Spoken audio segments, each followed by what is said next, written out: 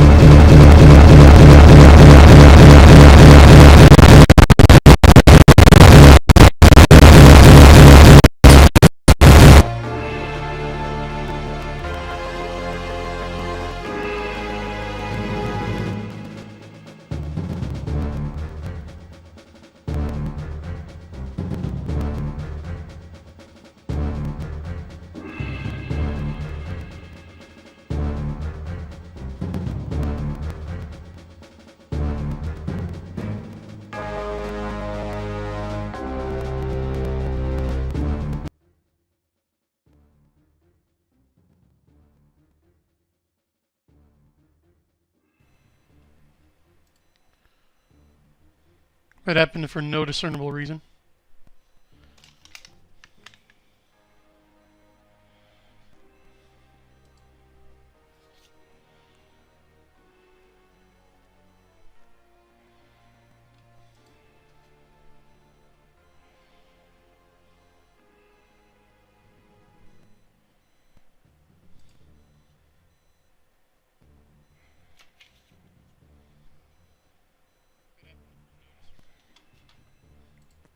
Oh hey, I think I'm coming through on YouTube now.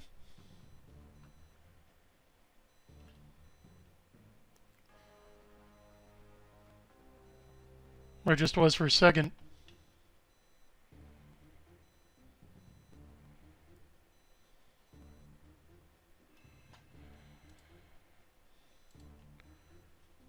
What is going on?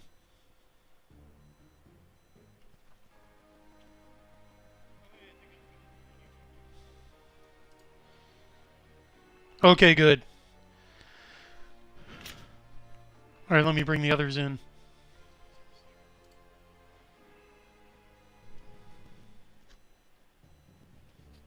Okay, sorry about that, chat. Once again, it looks like the Elgato and Discord had a bit of a tussle. So, yeah, I heard that too. I share your pain.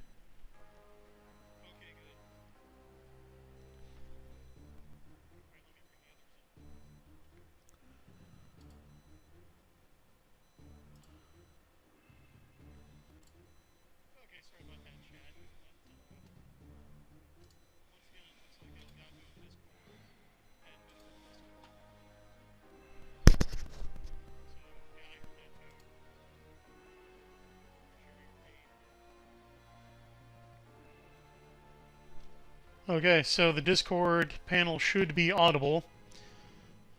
I'll have to go ahead and sound off Discord panel.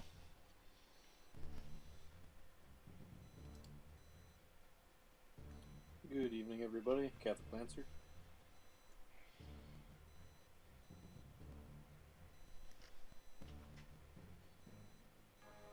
Alright, this is the Pulp Archivist. How's everyone doing?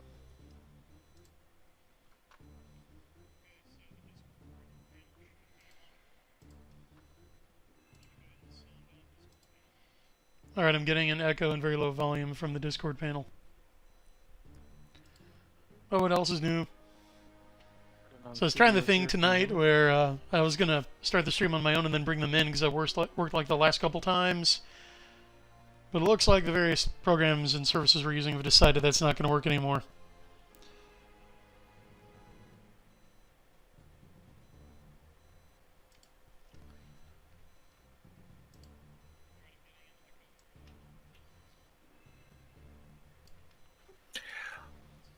Yeah, well, judging off of my voice is always a mistake. I'm pretty low volume to begin with.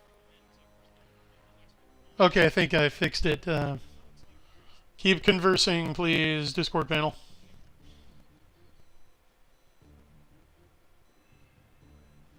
Sounds typical.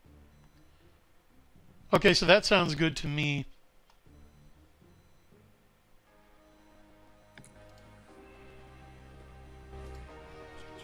Made a partial breakthrough in writing my novel. Not too many more words, but I finally got the story moving again and got several new side characters I'm going to need to work into later books.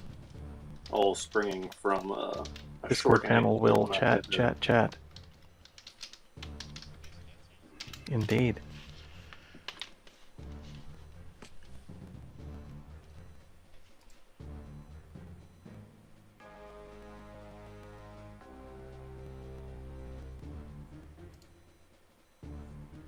So again,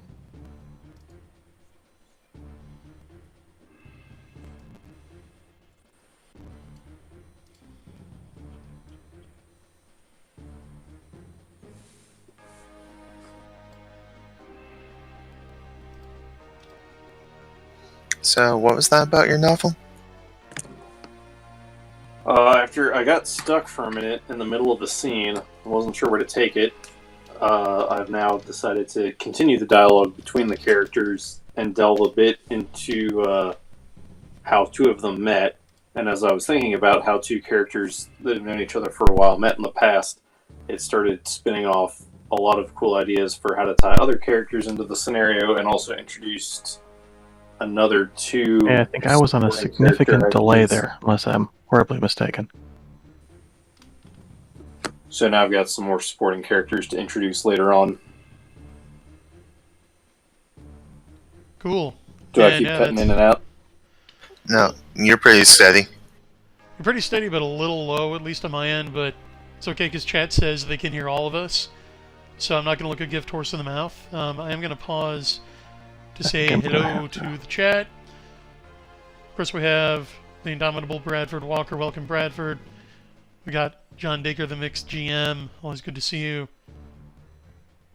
Of course, a perennial presence around the Geek Gab chat. Raul Nyanzi. How you doing? Megabuster Shepard. If you can hear me after that feedback loop. Sorry about that. And it looks like that's who's gathered around the campfire right now. So, in the game, just to get you guys up, we are now in the basement of Orban Monastery, where we actually started the game with that initial fight where Delita kidnapped the princess, who we now know is a fake princess. Not that that's stopping Prince Goltana from trying to install her on the throne.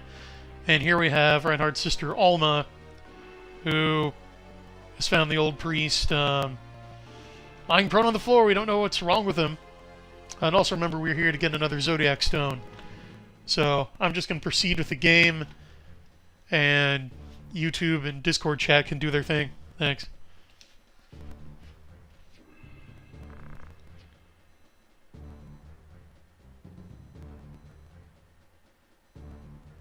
Oh, interesting, he came in through that other door. I must have done the horror movie "Let's Split Up" thing. Always a good idea.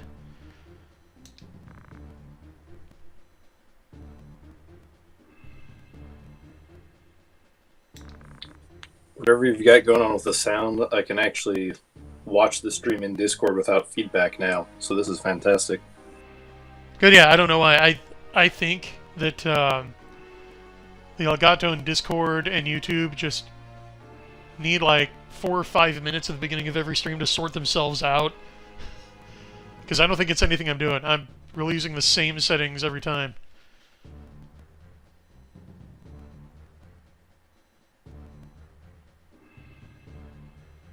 That looks like somebody else beat us to the Virgo Stone. But hopefully that won't have consequences. Who am I kidding? That's wishful thinking.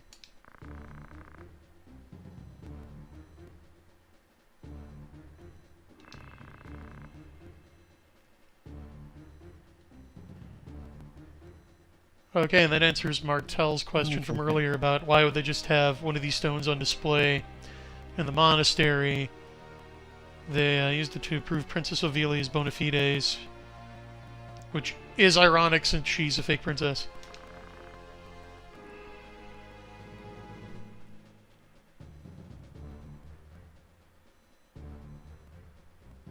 Hey guys, can you hear me again? Yes, I can. You're a little low. Yeah, you're a little low. Okay, I'll see if I can crank it up a little bit. My headphones were not working, so I had to swap back over to the Yeti. Speaking of sound, yeah, John Digger finds the sound that plays when people are talking calming. So do I. It's a little bit of ASMR. Welcome to Final Fantasy Tactics ASMR. Oh no, you're gonna put me out. Someone else have to host this. That was really good. Brian, we need those analog controller clacking sounds now to put the chat to sleep. Yeah, okay. Like a heavy mechanical keyboard. How's that for you? I'll dig out the old IBM. Cool. Now do the Konami Code. Well, I want people to be able to read the dialogue, and entering the Konami code will rapidly advance it, so I'll have to give you a rain check on that one.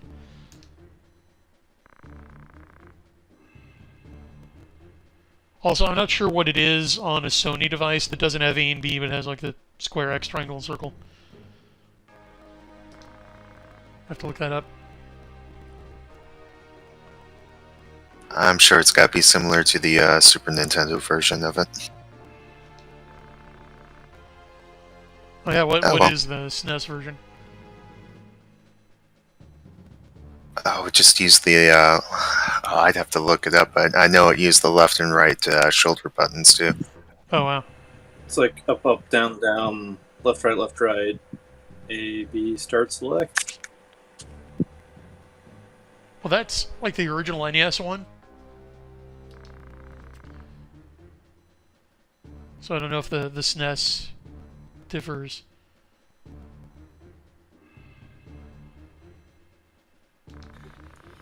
Alright, we're gonna look this up in a second. Okay, so it looks like the high priest of the Glabados Church is the one who's after the stone.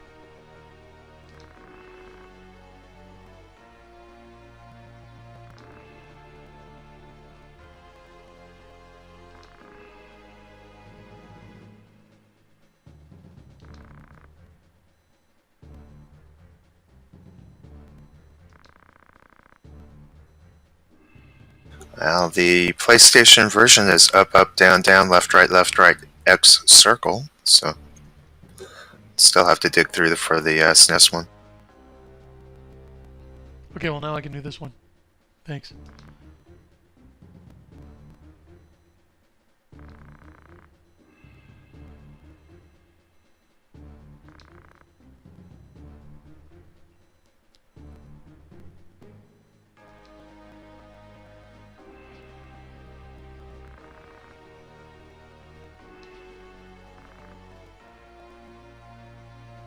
Oh, she's at it again.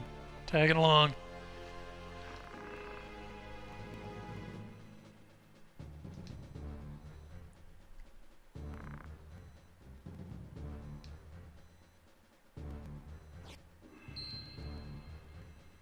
Oh.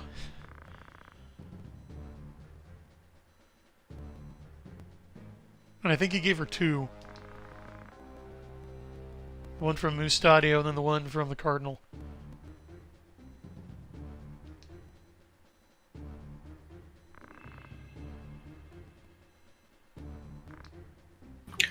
So, what's everyone reading right now? And then anything good this week? I'm still working my way through Mothman Chronicles, which continues to be excellent Nice. and very spooky.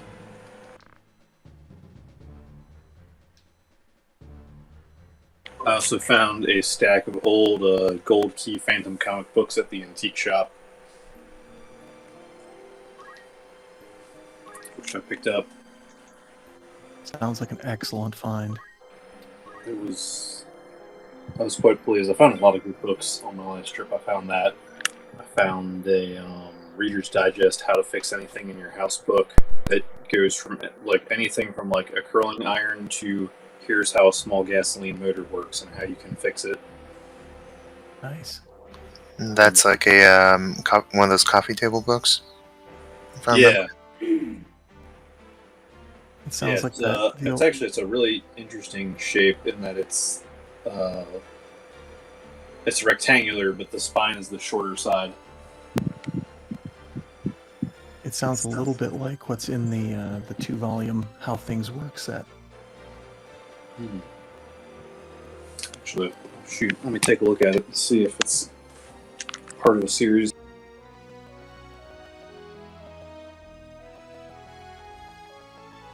Because I know way back when Time Life used to have an entire series on how to repair things.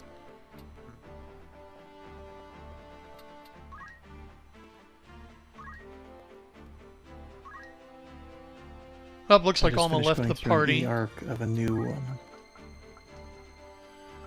But I took her barrette. Haha. Because I knew she'd be leaving. And this is basically the same thing as a ribbon for other Final Fantasies. It cancels almost every status ailment.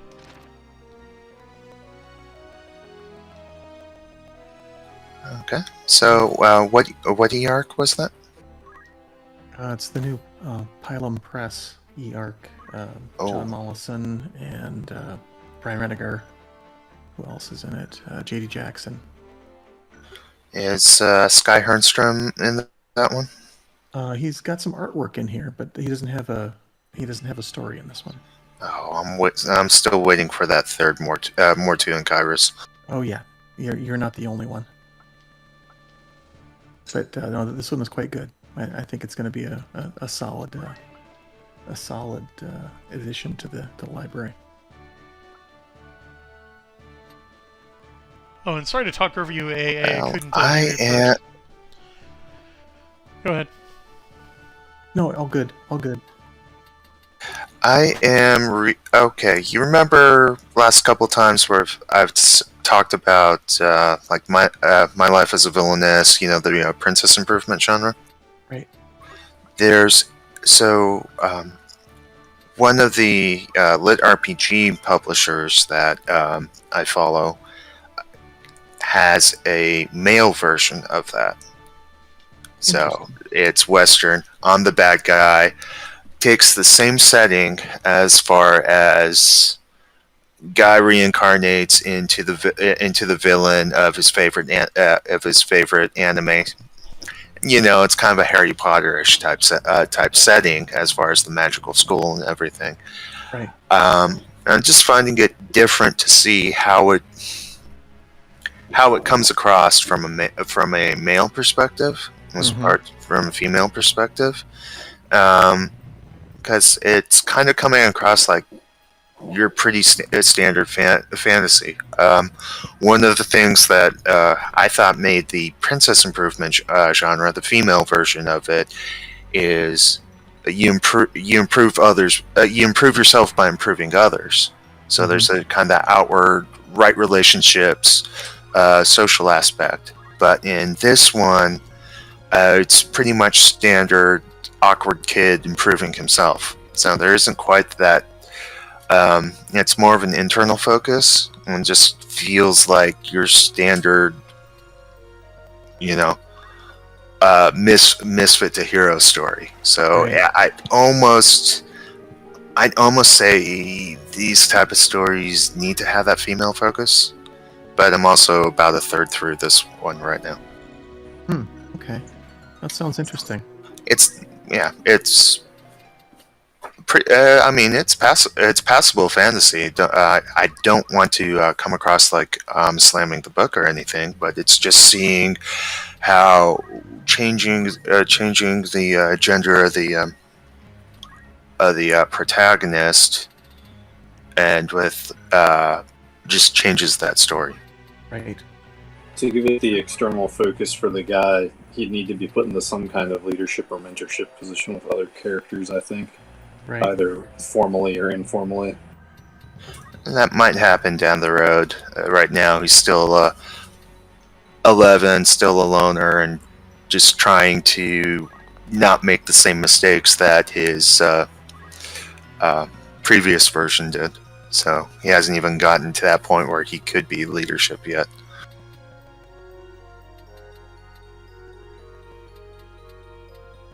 Be interesting to see when you finish the book what you think of it. I'd be interested in finding out. I have a feeling I'm going to be writing that one up on Saturday. So Oh, okay, cool. All right, excellent. We have that to look forward to.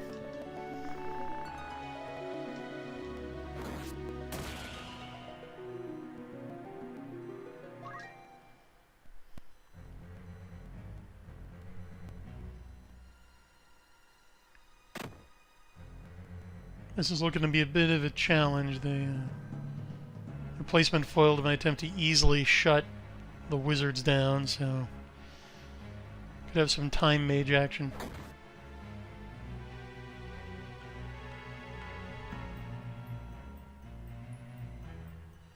They Yep, are here kind we of go. scattered about. They've got a better tactical position this time. Even though I have the high ground, my ranged guys should be able to make short work of them, but their defenses are pumped up, so they were guarding my arrows. It's nice that you've at least kind of got that bottleneck up there at the top to hide everyone behind, if you can get them up there. Yeah, that's what I might have to do, because my only guy with a gun can't move far enough for some reason. I need to get him higher mobility. So have him move around this bookcase, see what he can do.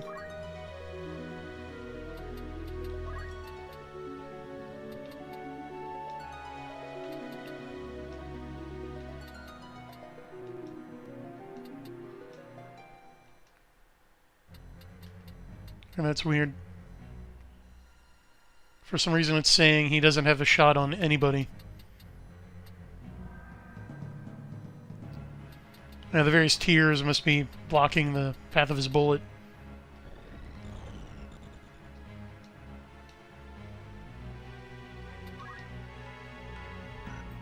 Yep, having trouble getting into position. Oh, here we go. Thank goodness. Okay. This should save our bacon.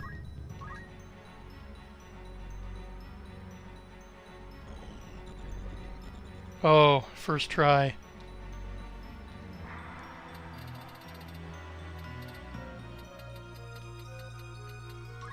Here we go.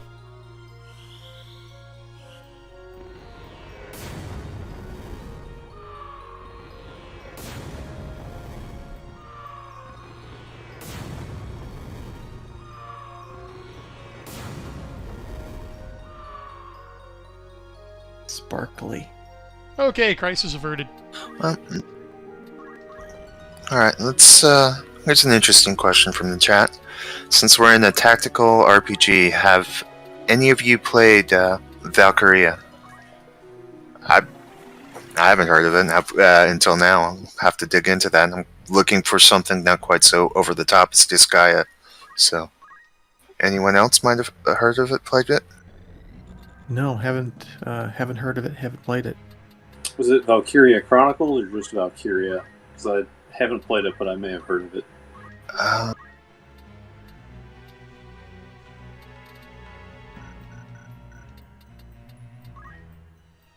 I think I've seen it played.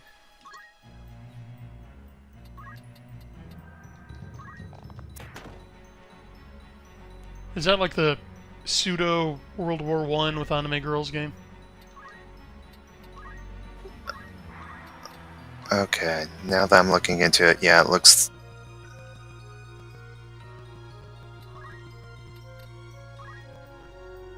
You have my attention. It does look. It does look like it's the Valkyria Chronicles series. At least doing a quick Google search, but no, I don't think I played. I don't think I played that. Yeah, CL, I think you'd really dig it.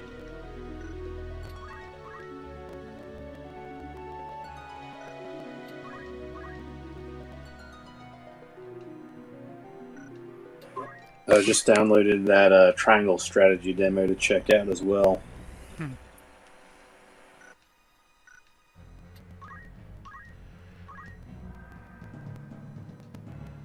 what may be of interest to some folks, based on past conversations, I finally got around to watching Black Hawk Down the other day.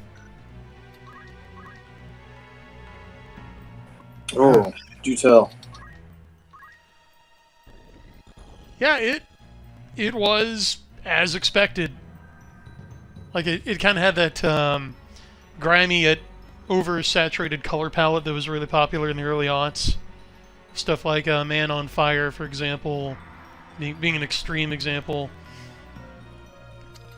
But yeah, it was enjoyable. You knew what everybody wanted. You knew what the stakes were at all times. I do admit to having trouble telling the characters apart, but that's kind of the point of uniforms.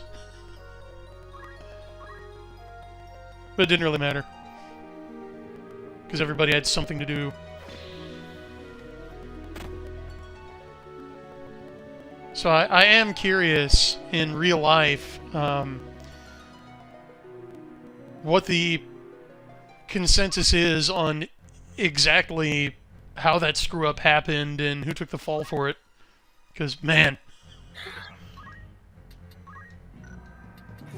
Well, when I reread that this in a couple months, I'll let you know, because I'm pretty sure that the book actually goes into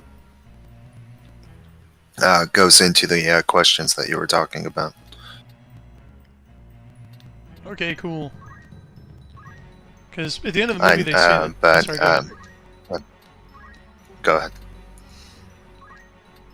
Well, at the end of the movie, they mention that General Garrison accepted full responsibility. But, how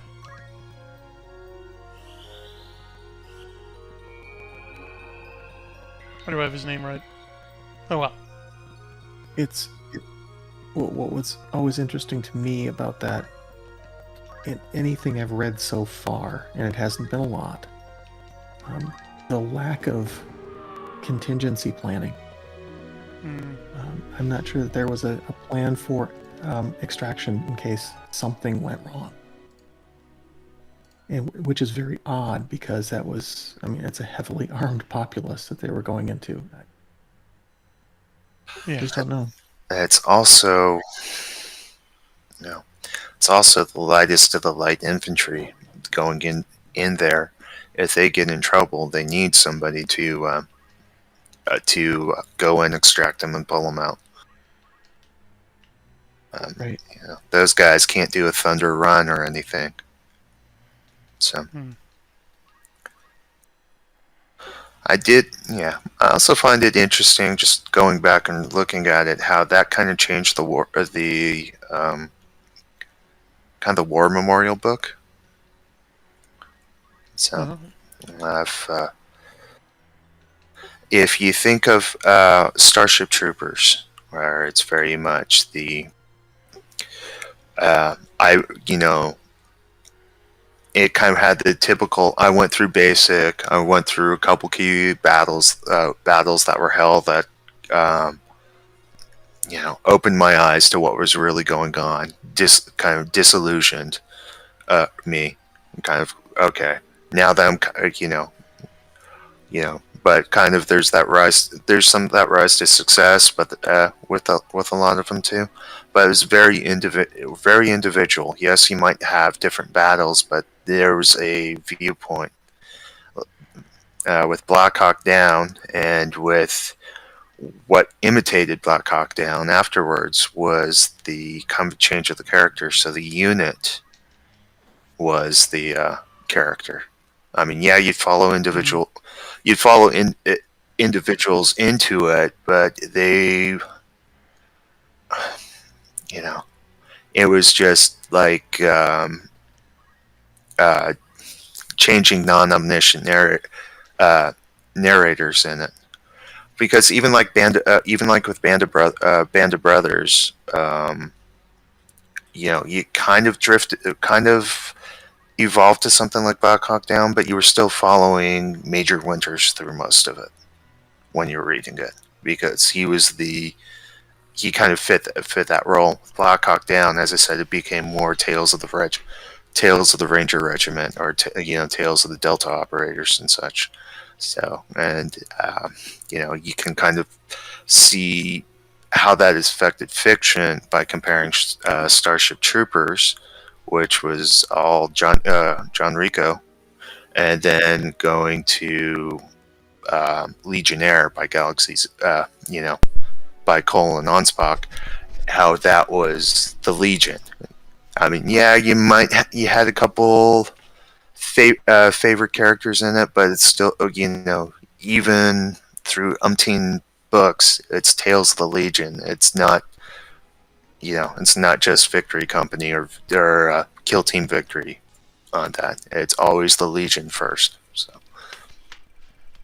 Yeah, Christopher Cordham in chat has a fond childhood reminiscence about Black Hawk Down, or I don't know, perhaps not childhood, but says, Black Hawk Down. I almost got into a fist fight in the theater when Dad and I went to see it. And he further explains, Clinton wouldn't let them have armored units, and they overcomplicated and micromanaged the deployment and rules of engagement. They had an extraction plan, straight line bug out with the Humvee convoy, but they got cut off by those tire fires. And nobody had a plan for Black Hawks getting shot down. Dad raked them over the coals because Army helicopters on station rule since Vietnam was set orbits. It's a miracle we didn't have such an incident earlier with the birds.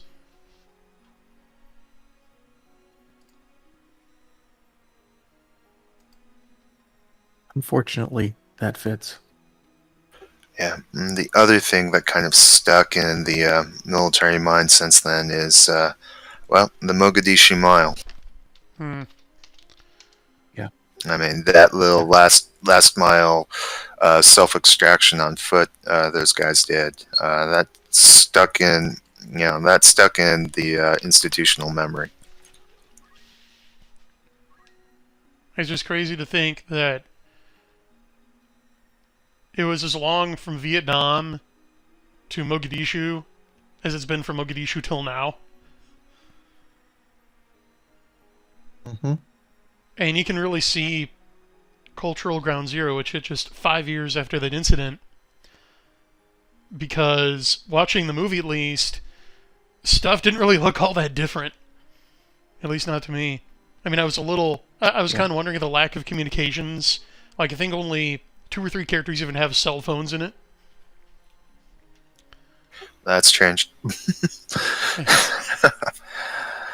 The cell phones are everywhere, even when you don't want them. Yeah.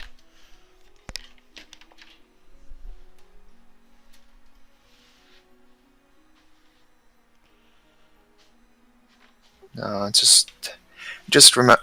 I guess with Christopher's comment, thing that reminds me, it's just how communications have let us get so centralized, so that you do have a president issuing orders to a tail gunner in Vietnam. You do have that. You do have the higher echelons micromanaging more and more of what's going on. Not so, you don't have this subsidiarity. I think it is. Mm-hmm. Think it is. Yeah. Or the that you had to have, because when you didn't have instant and worldwide communications, and I don't, and can't say cause or correlation, but since the higher ups have been able to micromanage more and more and further down the echelons, it does come as no surprise that we haven't had clearer and clearer victories since World War II, basically. Yeah, and it's my opinion too that communications do more to accelerate historical change. Fall of the Roman Empire took several hundred years. With modern communications, we can accelerate that to mere months. That's chilling. It changes the way you look at economics, military battlefields, anything. Because as Pulp Archivist was saying, you can get someone who can just jump into the middle of the chain from higher up and say, "No, I don't want you to do that. I want you to do this." But does that individual have the vision on what's going on to understand the implications of that directive? So it's just as easy to screw something up as it is to quickly engage and get something done correctly.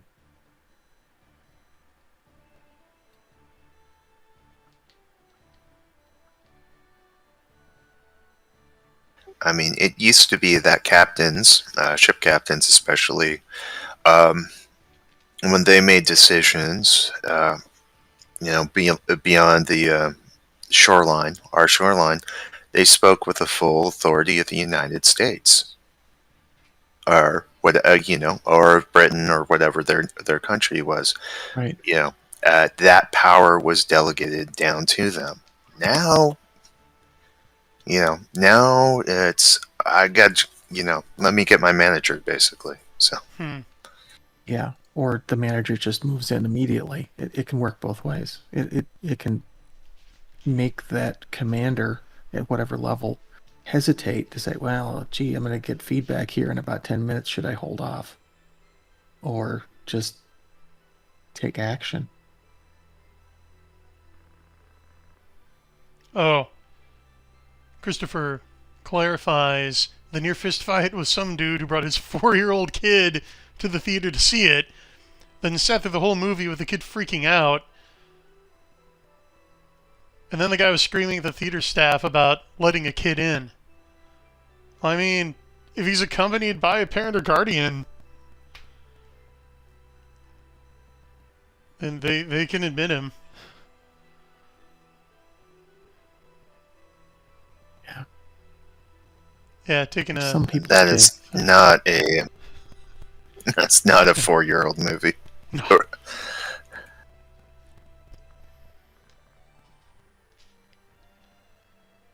So yeah, good on your dad. Someone's being responsible.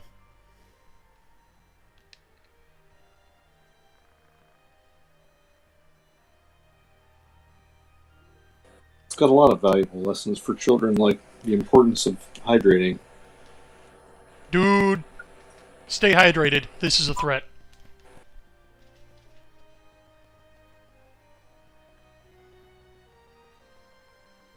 I did notice that in both of John the Dick crashes, the pilots took the heaviest casualties per capita, I think.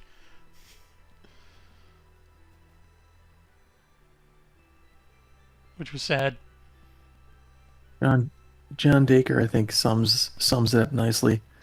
The constant communication turns everyone into middle management, which is the worst place for a man to be. No real authority, lots of responsibility. Well said.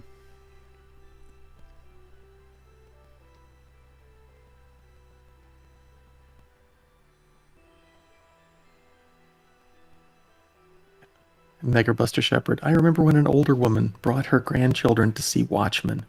Oh, Dear heavens. look, I was seeing a nice comic book movie.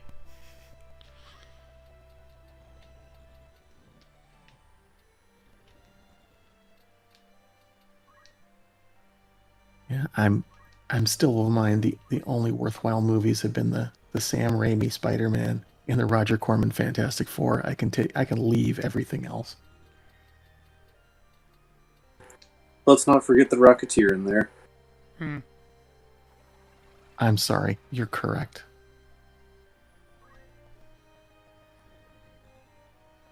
Yeah, that's just a perfect movie. Had to. I mean, I ripped off the design for my Build-A-Mech, which you rendered wonderfully. I wouldn't mind seeing a good Phantom movie, but I don't think this is the generation to make it. Probably not. Probably not. I can't even imagine what they do with it.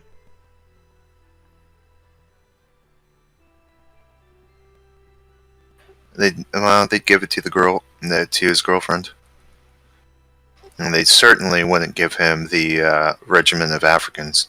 Oh No. no.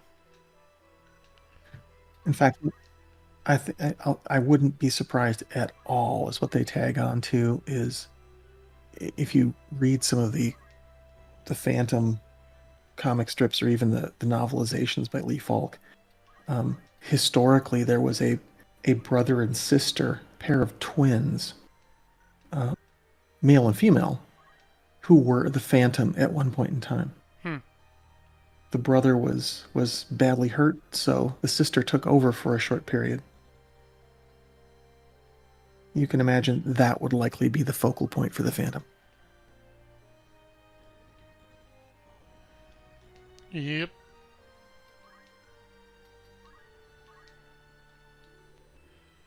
They're just that predictable. We have to get our. We have to have our 90.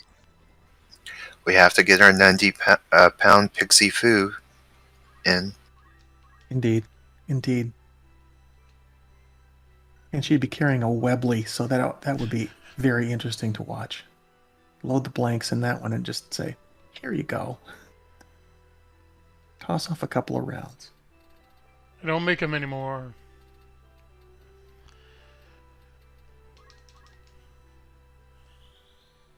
Actually, they do. Someone had come back and refabbed the Webley, and I think they even did it in 445 or 455. So bogeys are on. Right down to the ammo, so you really can't find the ammo. Wow.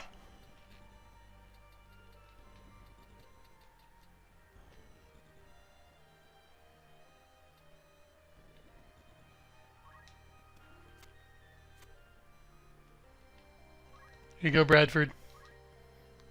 Meteors for this guy.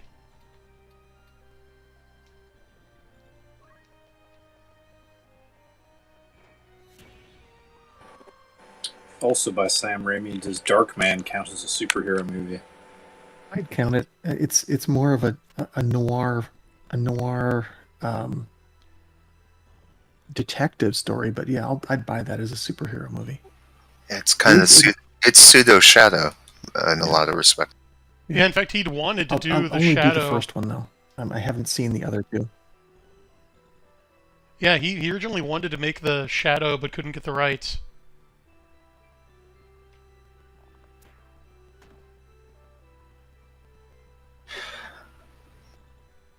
And Chris Cordman says that the Ordnance Factory Board of India still makes Webleys. Oh, okay.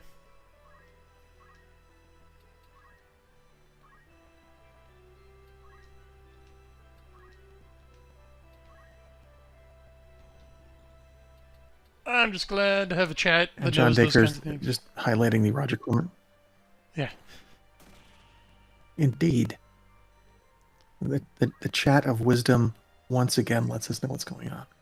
John Dacre is saying that the Fantastic Four movie by Roger Corman is a gem, and I have to agree. I mean, that movie was apparently supposed to, it was just being made to maintain the rights to continue to make the films, and from what I understand, the actors were told, yeah, this isn't really going anywhere, and they gave it their all as far as I was concerned. Watching that film is a lot of fun.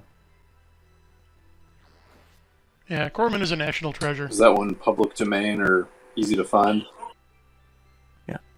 I believe it is neither. I won't say it's public domain, but you can find it on YouTube if you... Yeah.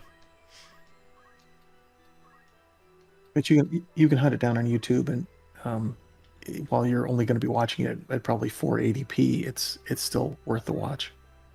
I mean, they do their best to be very true to the origin story, and a lot of the background that was built up after Kirby left, like under John Byrne and some of the other writers from the 80s. So they do a pretty good job with it.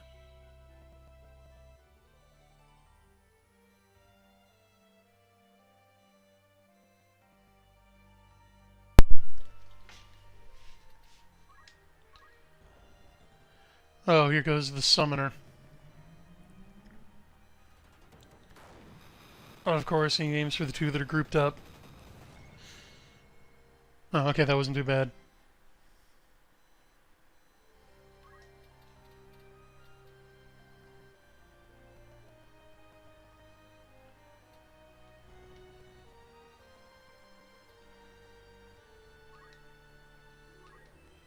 Alright, gonna kill this guy.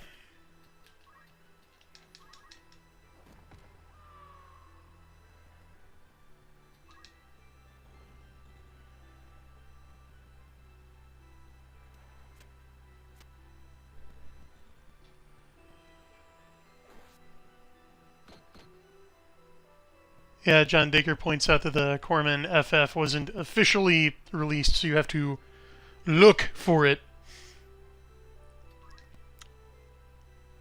I remember seeing it playing in our local comic book shop. The one that was widely regarded to be like a local gangster drug front.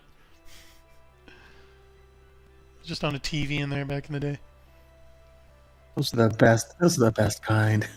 Yeah.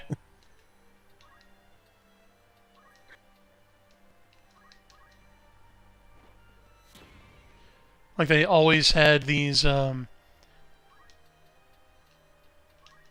of random but pretty rare comics. Like I found a copy of the Endless Gallery with a Kelly Jones signature on it for like 50 cents. So I'm like, okay, they clearly don't care about the stock. That's not why they're here. Oh, wow.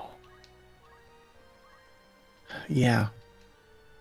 Those are fun ones to wander into as well, where it's like, have you checked your price guide in the last 20 years? Don't just don't until I stop coming here. That's a purely academic question. That was rhetorical. Of course, you should never do that.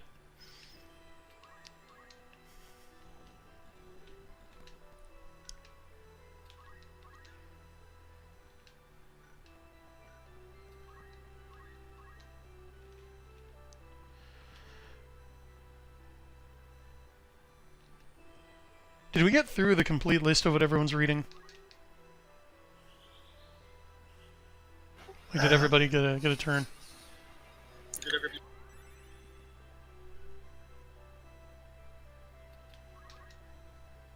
I think so. Please correct me if I'm wrong.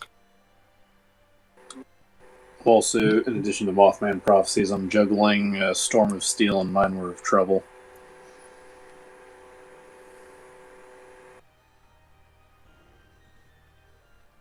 And I think I'm going to be tackling one of the new Robert Croce books that was kickstarted.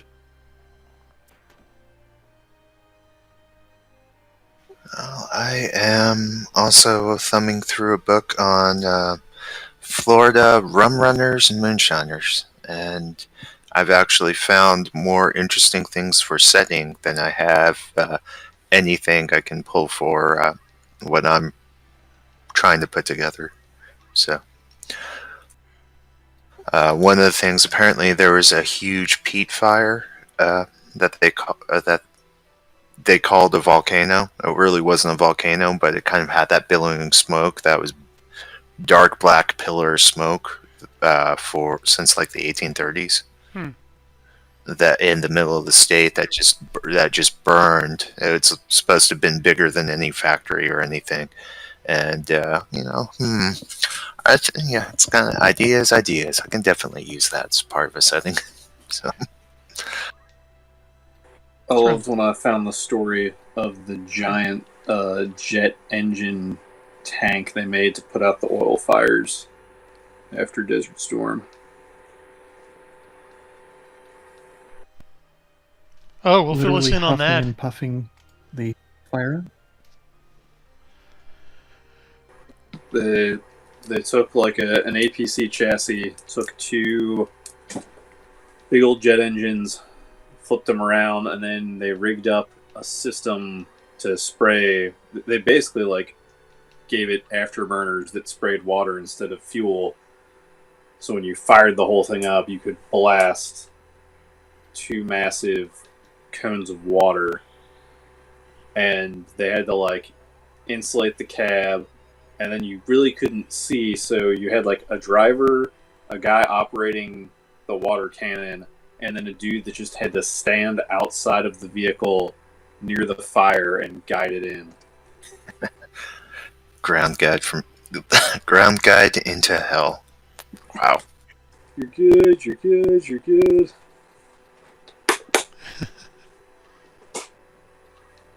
That's hilarious. And then, yeah, fire up some jet engines and extinguish oil fires with extreme prejudice. So, I haven't had time to read anything that wasn't for work. I'm going to be honest. But I did have a chance to watch the movies, and I finally caught the first 3 episodes of Mobile Suit Gundam Iron-Blooded Orphans, which came highly recommended.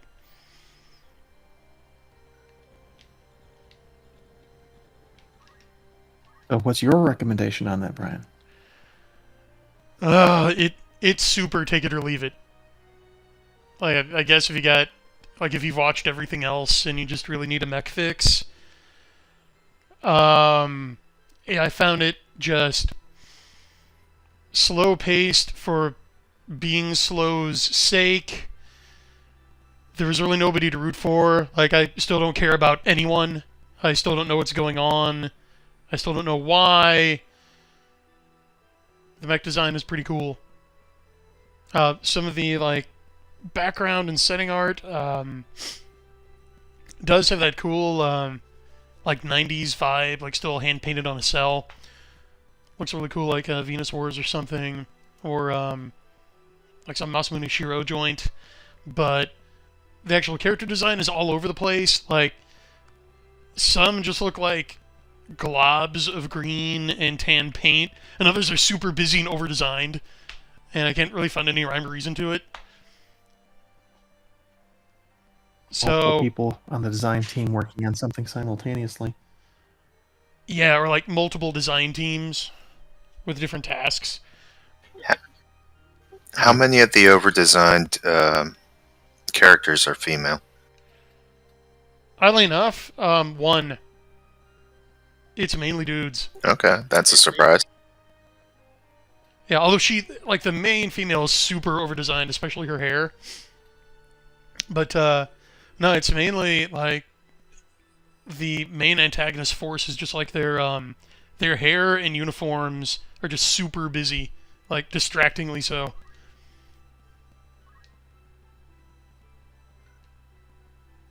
They're like, imagine if Liberace joined Xeon, and you're close. Oy vey.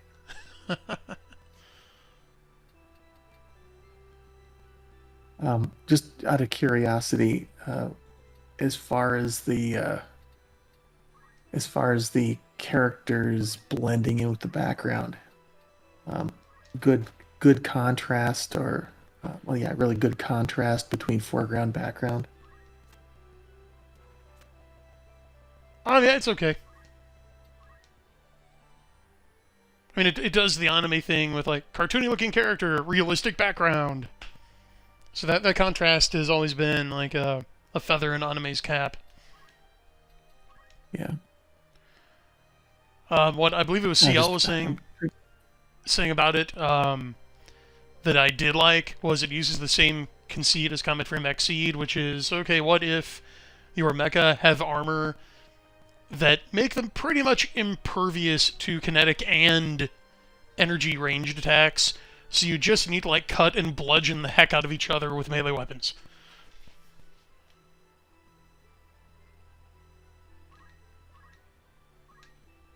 Yep, we're back to Ivanhoe.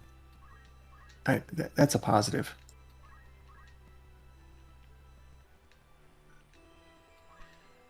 Yeah, like, so far all the mech combat, well, at least mobile suit combat, because they do have, like, work frames that do have standard ordnance, but, like, they make it clear that the mobile suits are cut above. Like, it does do a great job of showing the mechanical differences, like, okay, like, work frames with guns taped to them are fairly common, and they're kind of the conventional war pieces, and everybody's pretty familiar with those.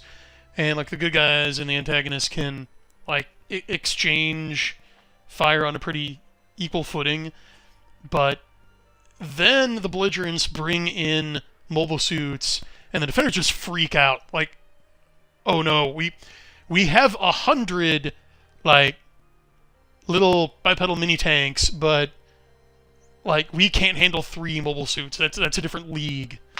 And the actual mobile suit fights are pretty much exclusively duels. Like most of them one-on-one. So is this UC or a different timeline? It's a different timeline. It was described to me as UC, but what if Xeon got the Gundam first? And instead of it being like Earth Federation against the Lagrange Point space colonies, it's Earth Federation versus Mars settlers. So it's kind of like Gundam meets Total Recall.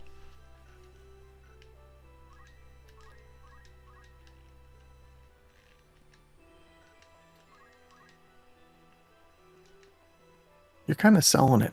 I like that vibe.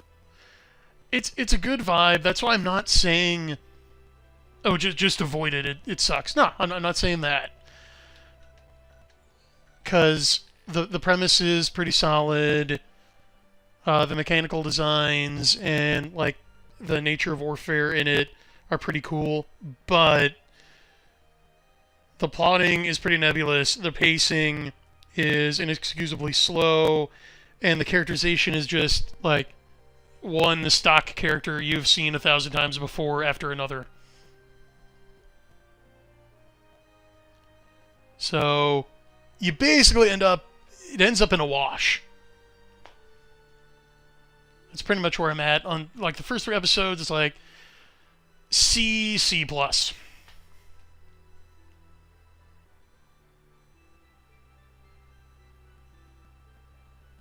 But I admit it has potential. It might and it probably does get better.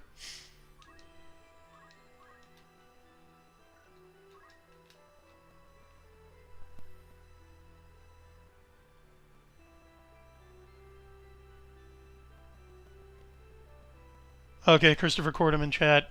The setting has more potential and cool stuff than the series utilizes. Oh, so they never fully realize it? Oh, and hey, escape velocity.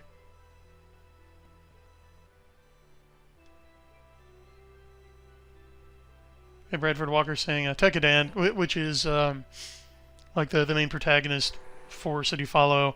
It's a believable portrayal of child soldiers and how they would behave once cast adrift. Yeah, I don't know. I just wish they didn't keep reminding me of that. Like every other line of dialogue is, well, these are child soldiers. You can't order me to like engage them with extreme prejudice. You know, do your job. And just that's like every enemy conversation. I'm like, okay, I get it. They're child soldiers. I can see that. Let the visuals do the work, but they just gotta keep rubbing it in. I don't know. How much of that is how much of that's coming from the subs, and how much of that's coming from the dubs? I'm only watching the subs. Okay. Because I know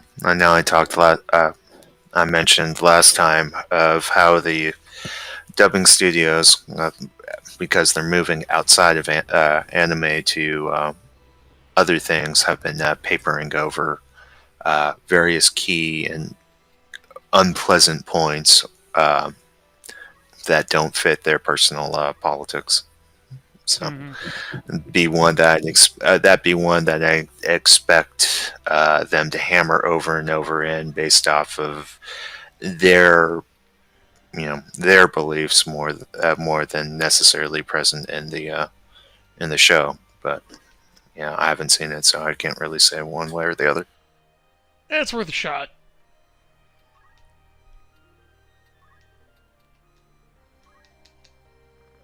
Again, I stuck with it for... So I guess... Yeah. Mm-hmm. Go for it. I guess the next question is for somebody who isn't quite up on Gundam. How accessible would it be? I am really up on Gundam, and I found it really inaccessible. So I think that's one of its problems. Is it doesn't make enough of an effort to be accessible. Like the ratio of the stuff they give a lot of exposition to and the stuff they just throw at you is exactly reversed. Because it's like, okay, here's this, like, well, interplanetary, I was going to say geopolitical, but here's the political situation, and here's this girl, and here's, like, everything about her background, and, okay, now we're going to talk about, like, the human-machine interface involving the risky surgery that they foisted on these child soldiers. Oh, and there's, like, this mobile suit over there. We're not even going to really talk about it, but, yeah, it's a Gundam, I guess. And anyway, we're going to save that for the end of the episode, and, okay, yeah, now it's going to come out in episode 2 and just completely clobber stuff. But we're not going to really make much mention of that. And, yeah, it's just really uneven in terms of the exposition. So, like, if even I find myself asking, what? Why? How? Like, every 30 seconds, you probably need to rewrite. This is my tip. Yeah, if it's confusing the die-hard fans, you've got a problem. No focus, it sounds like. Or at least no narrative focus, I should say. Yeah. Not quite enough. Because, like, I'm still trying to figure out the... Oops. Oh, well. I'm still trying to figure out the deal with the Gundam.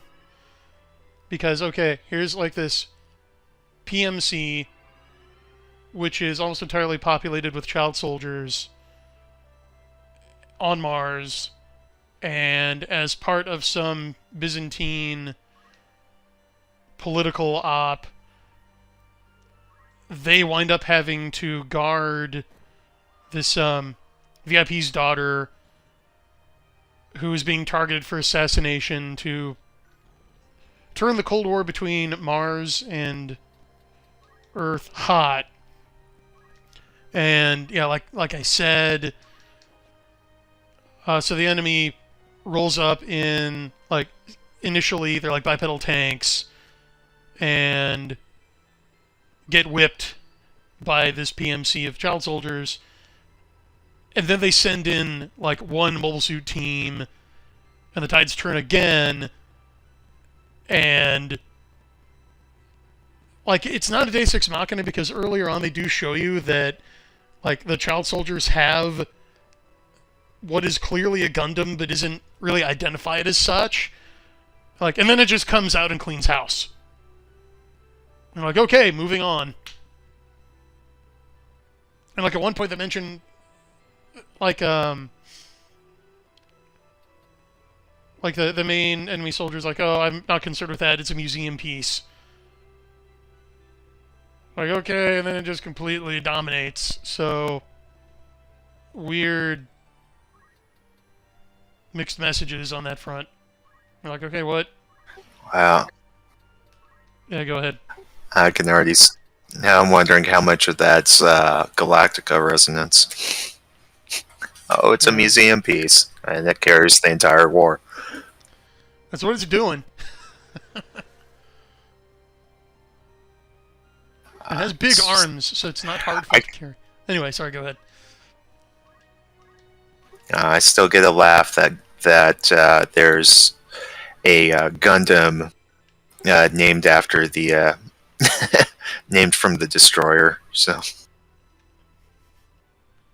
So it's kind of interesting. It's interesting to me to see how much Western influence creeps in.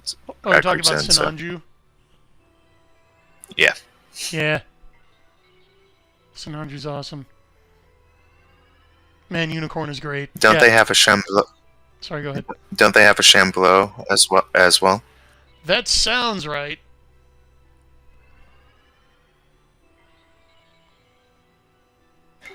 Actually, it surprises me how much C.L. Moore's story is kind of glossed over, almost forgotten, and how many anime have taken elements from that story and put it into their space operas.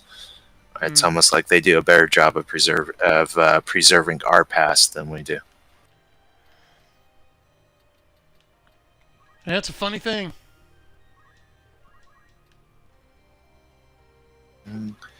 Well, God bless the Westabos. Somebody has to. Amen. Space Cube. Amen, brother. Uh-oh. Taranagri's against us. I mean, she's always kind of against us, or at least indiscriminate in her fire, but this probably isn't good.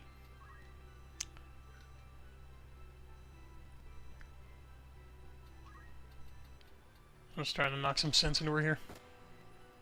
There we go.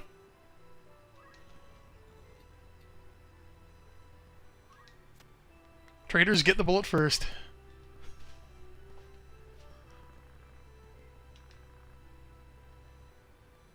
So another kind of anime mecha related question. Okay, would you count the hard suits of Bubblegum Crisis and the Night Sabers as mecha? No, those are armored suits, but like they do have mecha. So like the bigger one that goes on over like the hard suits, I'd count that. And they kind of nest. Okay. Yeah. The Landmate? Yes, thank you. I love that design. Isn't it great? It's just so cozy.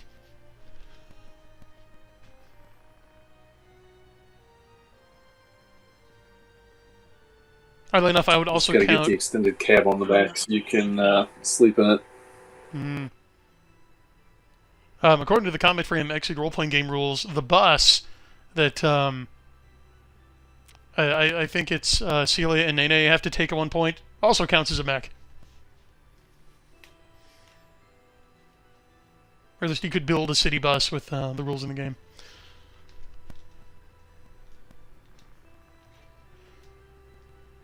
And armor the bus and... Ooh. Build an armored kobold bus. Yeah.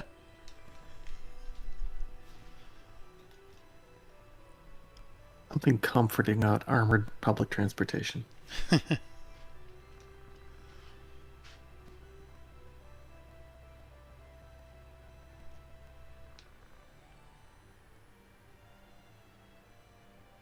Oh, and this guy's monologuing. Blah, blah, blah, idealism, blah, blah, blah.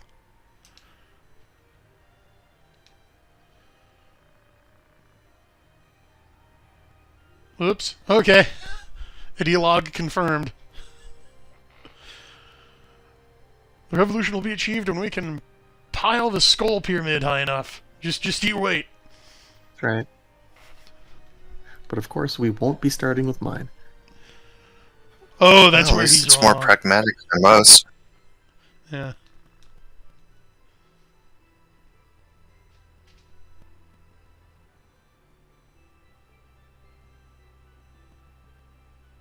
Redford Walker says the hard suits are powered armor. The Moto slaves are mecha.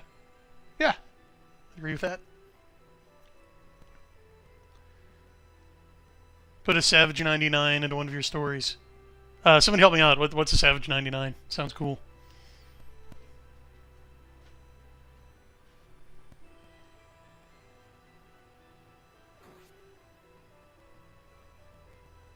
Lever action rifle, if I've got the search right. That's what I'm seeing. Oh. Yeah, I will see what I can do. That sounds appealing.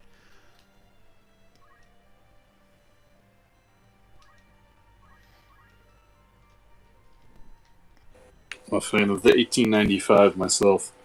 Hmm. What do you like about that one?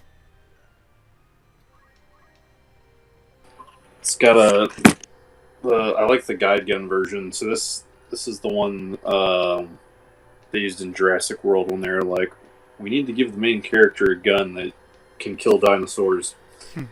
So it's a short little lever action chambered in 4570 government. So it's got a super thick, heavy barrel.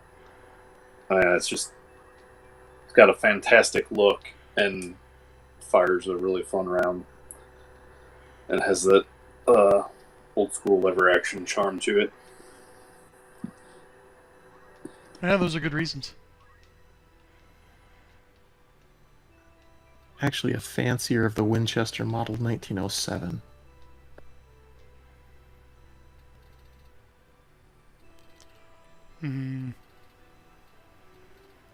Do tell. Well, the first automatic rifles.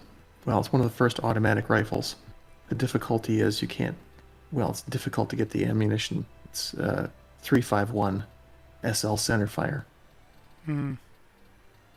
But had a substantial box magazine, and was finally adopted. A lot of large city police forces in the 20s and 30s to counter bootleggers using Thompsons. This is pretty distinct looking. I threw it out as an option for an author who was doing an alternate Earth history around the time of the Martian invasion. And I said, I'd give the character a 1907. Hey, wait a second, it's can't do that, it's 1903. It's like, it's alternate Earth. You could flex. Yep. Oh, I'm flexing hard with mine. I started somewhere in World War I, but I'm borrowing liberally from anything in World War II that I thought looked cool. Eminently reasonable. So I gave one of the characters the Schnellfeuer version of the Mauser because she has superhuman strength, so she can actually wield it one-handed in automatic mode. Escape Velocity points out that Charles Bronson carried a Savage 99 in Death Hunt. Well, if it's good enough for Bronson. It's good enough for the book.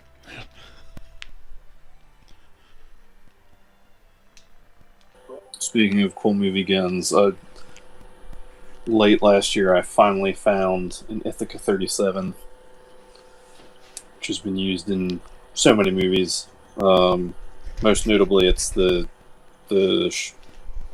Corporal Hicks has the Riot version as his backup gun in Aliens. Ah. It's got the cool ejection ports on the bottom, so it's not kicking the hell out in your face. Good idea.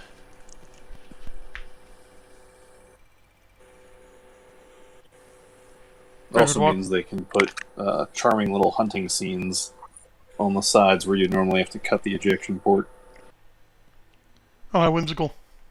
Bradford Walker says, I want a Winchester 1895, one of the Russian contract ones in 7.62 by 54R, lever action with internal box mag.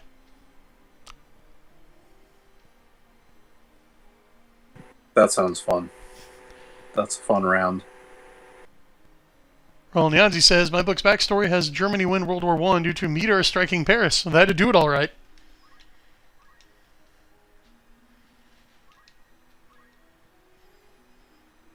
He needs to learn the joys of asteroid Mine rock. also involves a meteor, but saves the day in a different way. Yeah, that's allowed.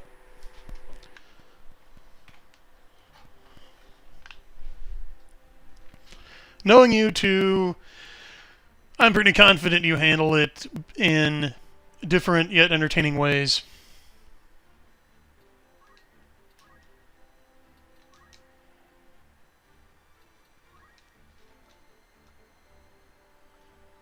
Mine occurs before the events of the book. I'm just borrowing, and again, because it's alternate history, shuffling around the dates of the Tunguska incident.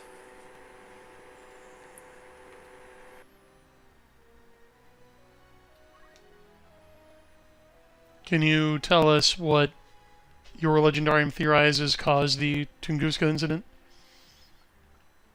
So in this case, it is in fact a meteor strike. The extra lore comes in with what was aboard said meteor and what became of it.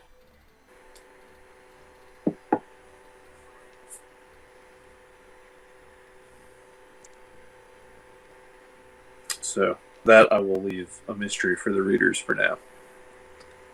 Actually, I might spoil it in Chapter 1. I can't remember. I have to go back and look at what I wrote. But Well, building intrigue is more important than building excitement, because intrigue lasts. Pro tip. Duly noted. Yep, excitement comes and goes, but it's always replaced by the next exciting thing that the reader sees. But intrigue, on the other hand, now that has staying power. Until you choose to resolve it.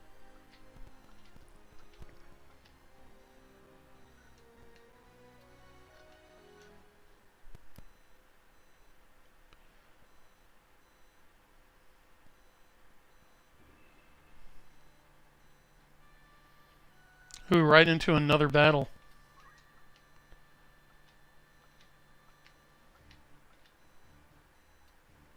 Okay, I'm not going to mess around this time.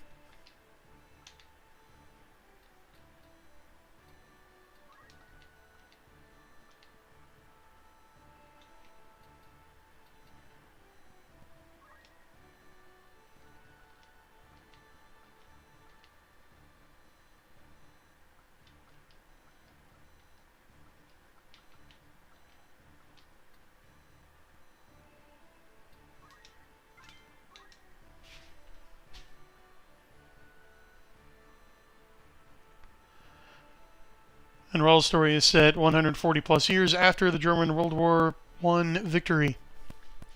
I bet that changes a lot.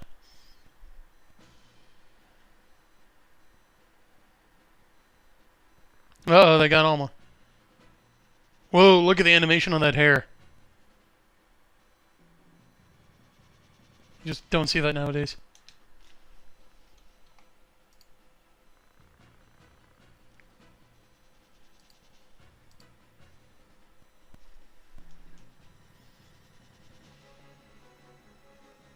Escape velocity, going for a smoke. Well, enjoy.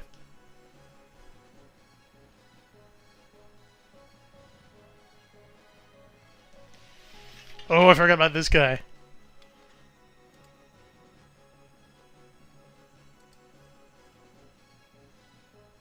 This could be tough.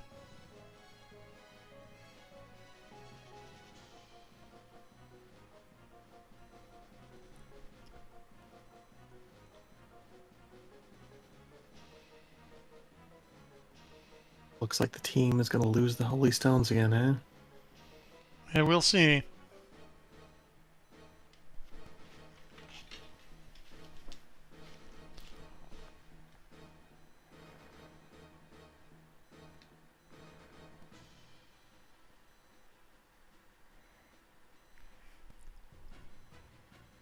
Oh, wow, that animation's fluid.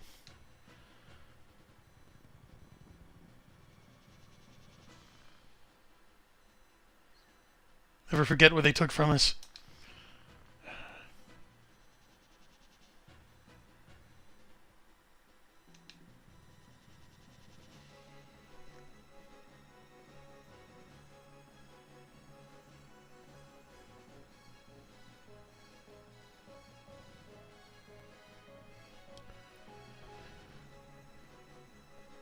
Oh, I'm on the other side of a wall.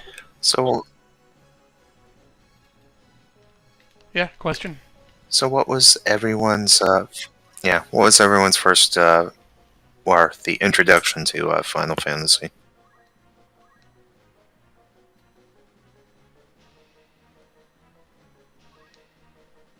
Don't be shy, folks.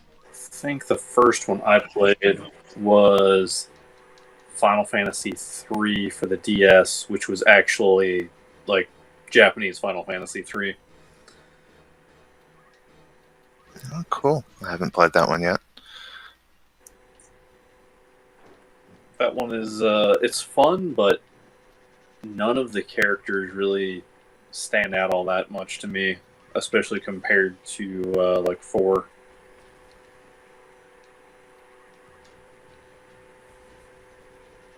I think it's a bit more generic of a main party.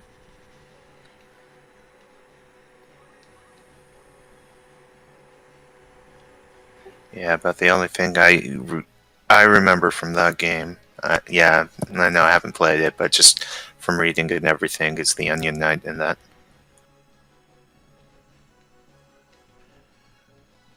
Yeah, in the original version, they are just blank slate characters, so that makes sense.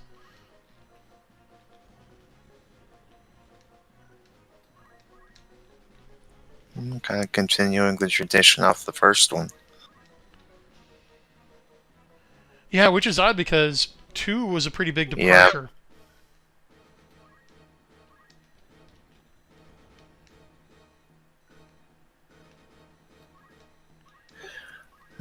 Well, answering my own question, mine was the NES Final Fantasy. So back, back when tail end of the Satanic Panic, and my parents were like, "This isn't Dungeons and Dragons, is it?" Yeah, now I know. Now I know better. But what I mean by that is a lot of the systems did come from Dungeons and Dragons. So. Yeah, it's not That's funny exactly. But the influence is there. Mhm. I mean, it was pre MP for one thing. So Hey, go ahead, CL. Oh, what's funny is that similarly as a kid, like D&D was off limits, so I got into Warhammer 40,000 instead. well, that's an improvement.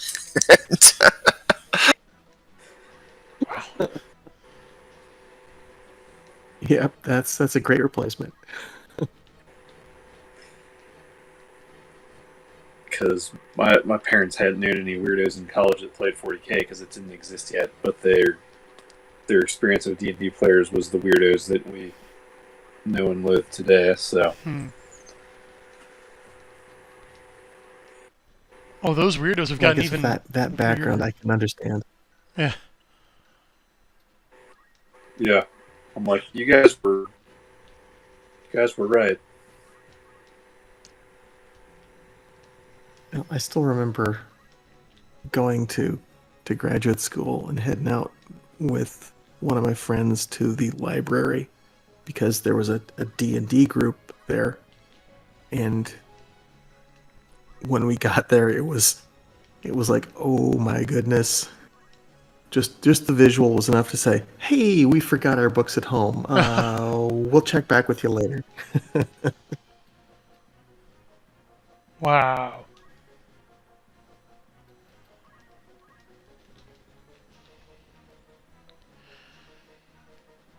My first exposure to Final Fantasy was the same as yours, PA. It was the original on the NES. I remember getting the Nintendo Power that had a sneak preview of it, and then the red cover Nintendo Power dedicated strategy guide for the game. And and you almost needed that just to play. Well, to its credit, it did Sorry, come with a pretty... I cut you off. All right, fine. It came with a pretty hefty, like what was called Adventurer's Handbook, which basically gives you the first half of the game. So that was helpful.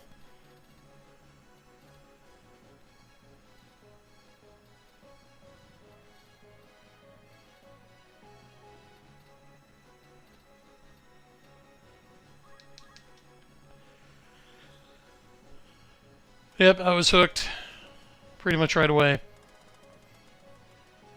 I remember having played Dragon Warrior first, and having dug that.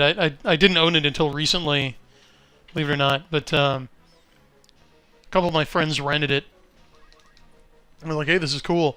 And then I remember reading Nintendo Power about Final Fantasy. I'm like, wait a minute, 4 main characters? That can never work. That's got to be too complicated. Press X to doubt, as the kids would later say. Because I just couldn't envision how that would work out. Well, now we know. Yeah, I remember asking my parents to sign up for Nintendo Power just to get the free game. Ooh. So yeah, they had well, apparently Dragon Warrior didn't sell as well as what they were expecting, so they bundled it in with the special subscription offer. So Yeah.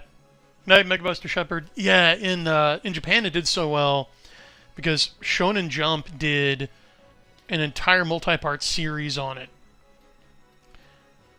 And we just didn't have anything similar with that kind of reach here. So Nintendo Power was the closest thing, but yeah, just didn't have the market penetration of Shonen Jump in Japan. Few things do. Yeah.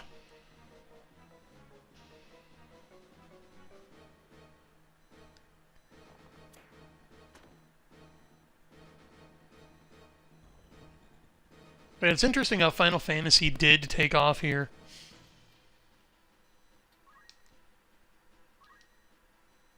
And Dragon Quest has always kind of been bringing up the rear, whereas it's the reverse in Japan.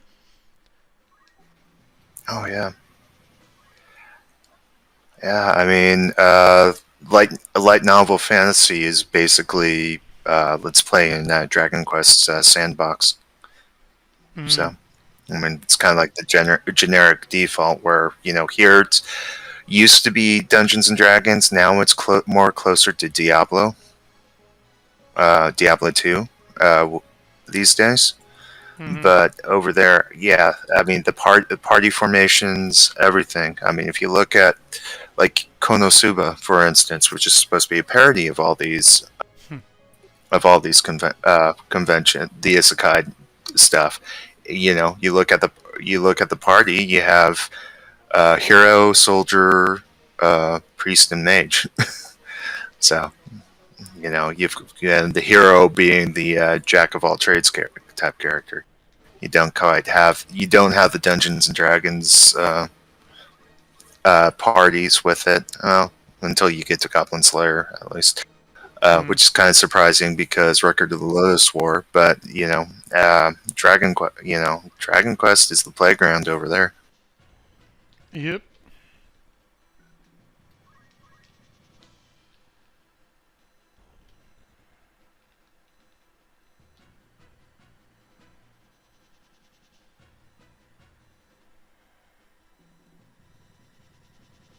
I'm Breb here. I just joined, but Final Hey. Fantasy for me has kind of been always something I've observed from the sidelines. I know it's had a huge impact, and if I had gotten consoles at a younger age, I might have been exposed to it because I would have been pretty young at the indoctrination age of the PS2 era, but and PS1 even. But I just didn't really have access to gaming pretty much until PC in like 2007, and by then it was kind of not the same.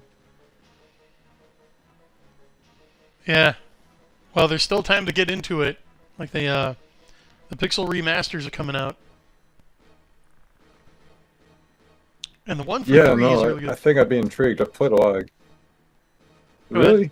1 through 3? No, Yeah, I've seen the mechanics in other like people remaking games. I didn't mean to interrupt you there. It was just I've seen all these mechanics, and from what I've seen how you've been playing them, they're all just borrowing from how complex they made them back in the day. Yeah, they kind of used it as a springboard. Like the mainline games are not this complicated.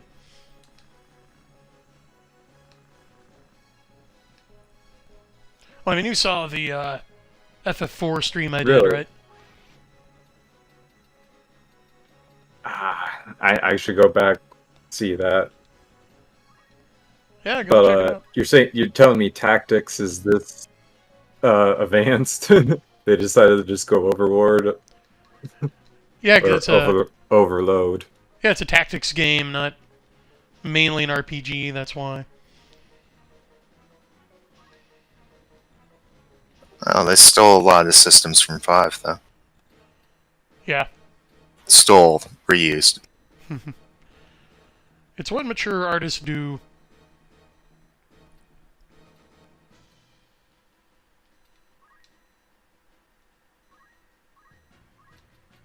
Stealing's only an issue if you can't file off the serial numbers and put a fresh coat of paint on it. Oh, I can't believe I can't hit anyone. Exactly. That kind of theft is the highest form of flattery.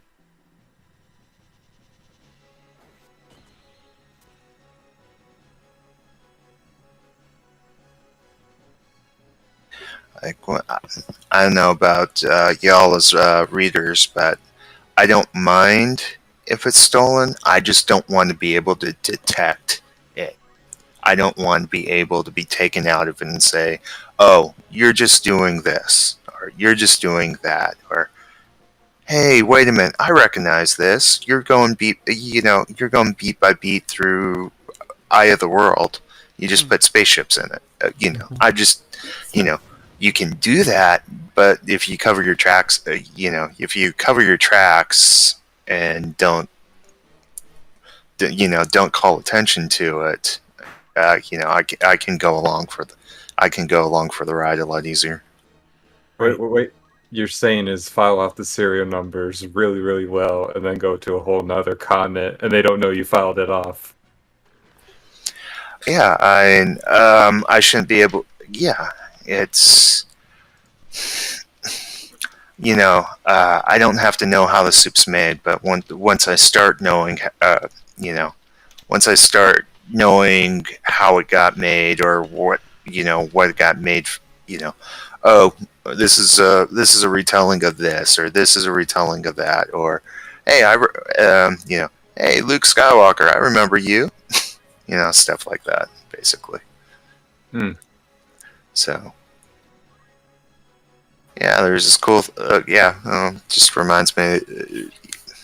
I was reading some indie at one time, and hey, this looks like it's going to be one of those Star Wars, not Star Wars books, and it turned out to be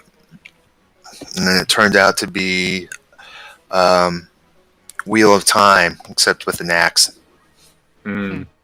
With an axe, with starships, but it's like, okay, these are Trollocs. This is where Rand, departed from the way and into the kind of like the parallel dimension or stuff. This was this. If I can pick it apart like that, it just takes me out of it. Yeah, strange you'd say that. J.N. Chaney, one of the more big authors that has worked with even Jason Onspach. He worked with can't remember, it was a female writer, but they did what I thought. So the first book was pretty much up his alley, almost Space Marine, but they took a lateral move in the midway through the book, and it basically, how should I put it? It is Ghost in the Shell standalone complex, but in hyperspace solar system. It's like throwing Cowboy Bebop's hyperspace system, and then they threw in on top of that basically all the Altered Carbon and Blade Runner dystopian stuff on top of it. And so yeah, they filed off serial numbers left and right, but besides blatantly stealing Section 9 from standalone complex / Ghost in the Cell, you literally couldn't tell anything else that they had filed off, but you knew they had been stealing from everywhere. But it worked, because you just like, even though they had no, as far as I could tell, no clone of like Major, the main female lead, the main character who's first person telling the story, you could see how they decided to take the idea of the Major, but totally different character from there. So they did a good job on like what you told me, Pulp, of you thought it was something, and then they just start going, yeah, we filed everyone's numbers off, and you can't really tell who's in here anymore. I mean, influence is one thing. Put a little bit. Put a little bit of misdirection if you are going for one of those retelling. Shake something in my face. I don't, like a rattle in my face or something. Distract me from the fact that this is a retelling. Like, I don't know if you've read James Alderdice's Brutal series. There's one that's a retelling of the Beowulf story. Okay, I knew that going in, but if you can,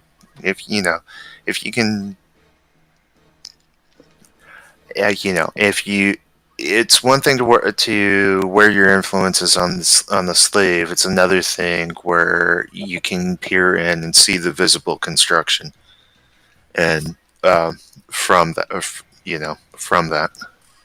Yeah, no, I agree. It's when you basically use it as a springboard, it gets pretty good after a while.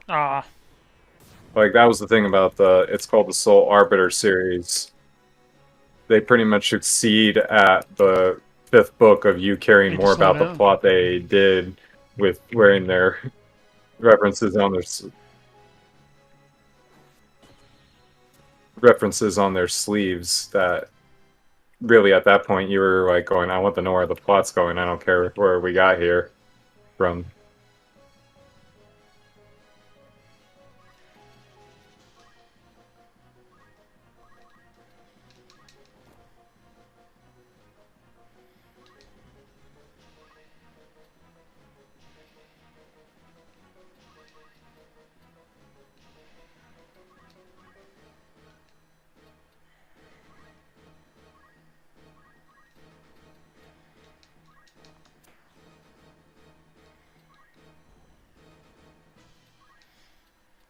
Try this again.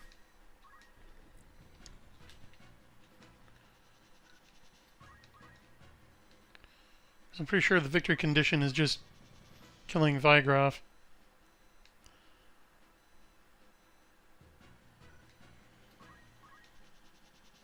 I can't seem to find a way to just target him.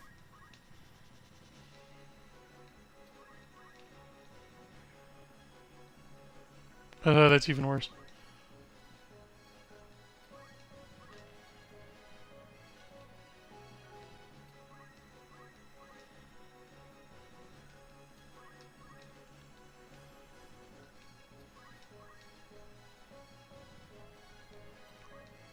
Anyway.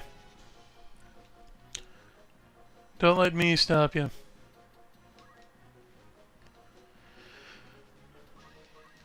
I'm just playing the game and you guys are having a rousy literary discussion. I have heard of J.N. Chaney. Like, he writes Mecha as his main series, if I remember correctly. He does a lot of. He's yeah. Yeah, I consider him. He did. I don't know. I actually don't know if he. I know he has one mecha series, The Messenger, and that was, besides Star Renegade, is kind of his big thing. But Star Renegade, he's had the most books in, has a lot of authors come in. He has sub-series left and right, like, they sort of mirror what the original series is, but they're like different styles in the universe. So, like, first one's kind of like the classics space opera, hopping planets in a one ship with a crew that doesn't want to be there and all that. But there's another one that's more military, expat, that's just basically an asset that decided, if they're going to abandon me, I'll just go full rogue and survive. So that's that series. And then there's one where it's literally of one star base that you just pass through in the main series, but it's about a guy trying to be a deputy for a sheriff's department on a space station, and it's it's in the same universe. It's almost a totally different style and plot and everything and pacing, like way less action and a lot more like detective stuff and intriguing plots holding back on themselves, and everyone's involved somehow between all the characters the detective character meets. Now, Speaking of intriguing plot I did elements, read his Ruins of the Galaxy. speaking of intriguing plot elements for those in chat, turns out that Vigroff has the Ares Stone, so we'll probably have to deal with that eventually. Anyway, please go ahead, PA. Yeah, as I was saying, I did read Ruins of the Galaxy, which very much Star Wars, not Star Wars, kind of had that same had a take on the prequel series, kind of the way that I think Galaxy's Edge does, but where Galaxy's Edge is more clones and combat based, this got more into what their equivalent of Jedi were. So, and that wasn't too bad. I think I've read a couple other, might have read a couple others, but he's kind of like Michael Anderle in the fact that always teaming up with somebody and always always coming out with something new. So it's kind of hard to stay caught up on everything he's done. Yeah, if you're not audiobook absorbing a lot of his stuff, and even then he's bouncing around like mad. I mean, he works with Jason on a series that basically is excuse to watch 80s action movies called Wayward Galaxy, and they use the same Rangers reference they have for their Jason's and Nick's Forgotten Ruin series. They use the same reference for Ranger specialties and knowing what Rangers would do for their Wayward Galaxy series. So Rangers going Ranger again.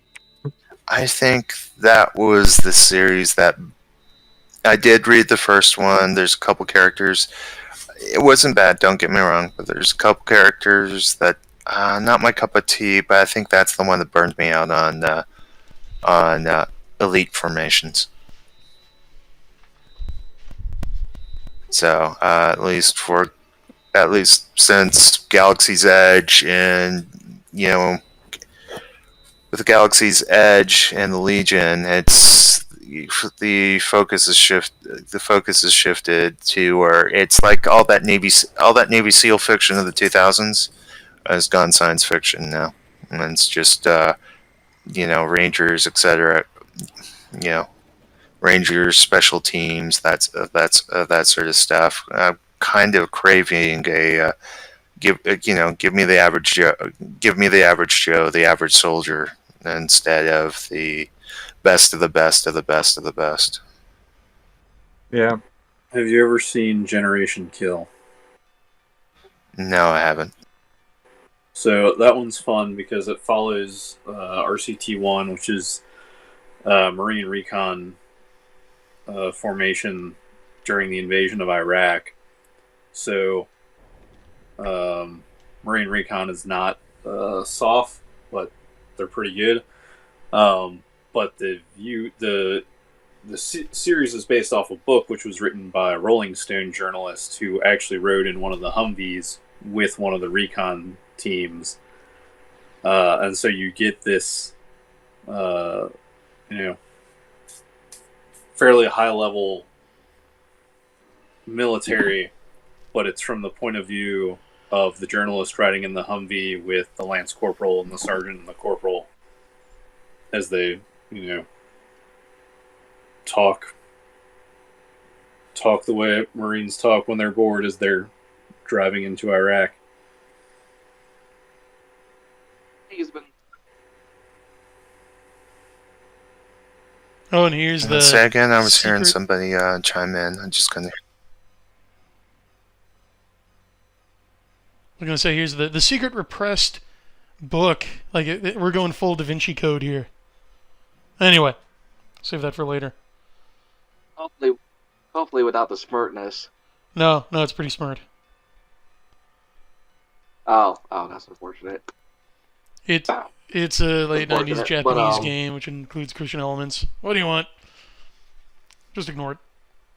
Fair enough. I probably should have expected that, huh? But as I was about to say, actually, Generation Kill, the series produced by HBO, is generally agreed to be one of the best depictions of actually going to war in modern days. Vast stretches of boredom, punctuated by occasional moments of Pure terror, and overlaid by officers who just suck to be under most of the time, in just generally just miserable conditions. That's more or less what it's like to be at war. If you're unlucky, you'll have to shoot someone, might hit an IED, have an officer. Yeah, you have an officer or two who's good. Most of the time, they're just horrendous. And that's pretty much what it's like to be at war. Getting told to do things that you're not really sure why you have to do them or why it's important, but you just do it anyways because you're told. I have heard it said that because it's so realistic, that is why it may not have been as popular as Band of Brothers or The Pacific was. Yeah, because it didn't really emphasize heroism or patriotism or any high-minded, externalities. It's just a guy from the point of view of a journalist who is sitting in a Humvee with a couple of Marines who were 90% of the time bored out of their skulls. Sounds like most of the time in the Army. Mm-hmm. Yep. And these were, elite recon Marines. And when Marines get bored, or even just anyone in the military, when they get bored, they just like to wax poetic and philosophical. While also swearing a lot. That's more or less it.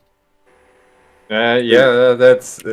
I'm sad to admit that I can turn off the soldier in me, but I did pick up the bad habit because, well, what else are you going to do? It sucks. So we're going to have colorful language for how bad it sucks. Well, I've been working on that, and it's still a work in progress. Myself. Thankfully, it's a switch that most of the times I can keep off, but some days I'm going, oh, this feels like the military, and so we revert back to what we did. Yeah. The language is mostly retired. So yeah. Yep. There is one thing though I got from it. It's no bureaucrat or phone service rep or anyone can outweight me, like sitting around doing nothing. My patience is infinite. I learned that. Yeah, you kind of did. Like, sitting around in airborne school with that freaking heavy shoot on and full battle rattle, just like, oh well. Hurry up and wait. Just the ability to sit around. You're an E4. What are you going to do? They freaking flunked out a freaking butter bar ranger tabbed ranger for doing one thing wrong. Am I going to get any mercy? No. I'm going to sit here and try to survive. E4 Mafia, what up? But. So, apologies for being late, gentlemen. Hello. That's Today okay. was family day, so I was out all day with the family. No, that's a good reason. But better there, frankly. We're pro family here on Geek Gab. You did pretty much miss the game because I'm done now. I'm done for now. We figured. So we defeated Vigraf, whose sister Maluda we killed way back in Chapter 1, I think, and then he used the Holy Stone and turned into Sheeple and went away. So we'll see what he gets up to later. Oh, and his buddy kidnapped Reinhardt's sister. So there's that wrinkle.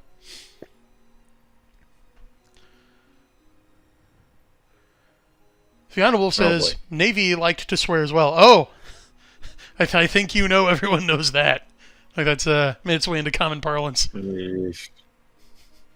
Swear like a sailor, ... And also spend, although I forget who pointed out, it might have been Pat Buchanan, might have been the basic economics guy, but at least sailors don't spend other people's money. So the government's worse. I think that was Thomas Sowell, yes. Thomas Sowell, thank you.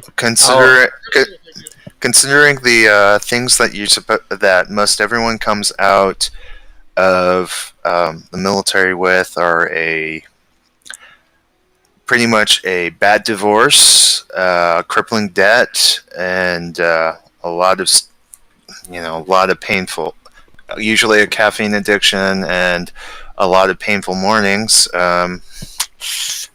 Yeah, I'm not sure. They're pretty good about spending other people's money to get that crippling debt. I mean, I saw my supply sergeant every year. All right, so what do we got to spend to maintain our budget? And the list came out from whoever had the list, or even his own list, and he starts going down the list of supplies he can order with the budget, so we can get the budget next year. Because if you don't spend it being efficient, they get rid of the budget. So you're going to spend the budget. Mm-hmm. Baseline budgeting, it's so much fun. And then it's always fun when the command comes in here and it's, why the hell do you guys have 10 televisions in here displaying nonsense? And the nonsense is the infinite PowerPoint chain. It's like, no, you guys take those down off the walls, pack them up. You see all sorts of strange stuff that comes out of the use it or lose it mentality. There was always the question of why my MLS had $500,000 of equipment. Yeah, $500,000 of equipment for just my MLS, and it was like, why do we even have this? I'm going, did you not know why I exist? I don't blame if you do, but that $500,000 of when it was bought should maybe worry you. I feel like that's not a whole lot of equipment, all things considered. No, it's not. Just for one guy to have that much given to him was and it was small equipment too. Was why it was like, what? One thing was like some big item, like a truck or something. Yeah. My brother, at the time, Army Lieutenant, had to countermand an order of a major so they wouldn't get ambushed. My brother was a trained combat officer. The major was a desk jockey. Yeah, as a satellite guy, I got a lot of my guys got a lot of. You guys help us out a lot. You guys do a great job of what you're doing. Please do it. Leave our job to us. Don't. So, yeah, it's when you spend all your time playing with satellites, you really don't spend any time playing soldier. So, fair. Stuff happens a lot more than you would think. Younger officers having to countermand orders from superiors just so that people don't die for no reason. It happens more than you are comfortable admitting. And that is, that's always been a thing, but careerism in particular is the cause of that malady, I would say. Yeah. See, in my experience, it was always freaking somehow they were gutting some other section of some MLS of a NCO field that when you needed to gear up for war, it was like, oh, where's all the NCOs we had for this MLS? And going, you drummed them out at 16 years instead of incentivizing them to stay to 20. That's why.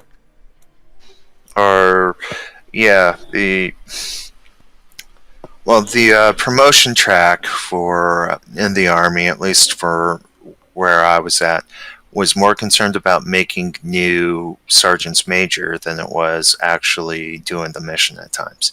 So you have a lot of people who geared up, spent their time doing very technical work in a very technical field that needed that technical knowledge, and because they hadn't gone downrange, they hadn't led soldiers, they hadn't done this, they ripped them out, or they ripped all of our junior enlisted and a fair portion of our senior enlisted out of the unit, and then just rotated in a bunch of infantry guys who didn't know what they were who didn't know what they were doing because they just transferred MOSs.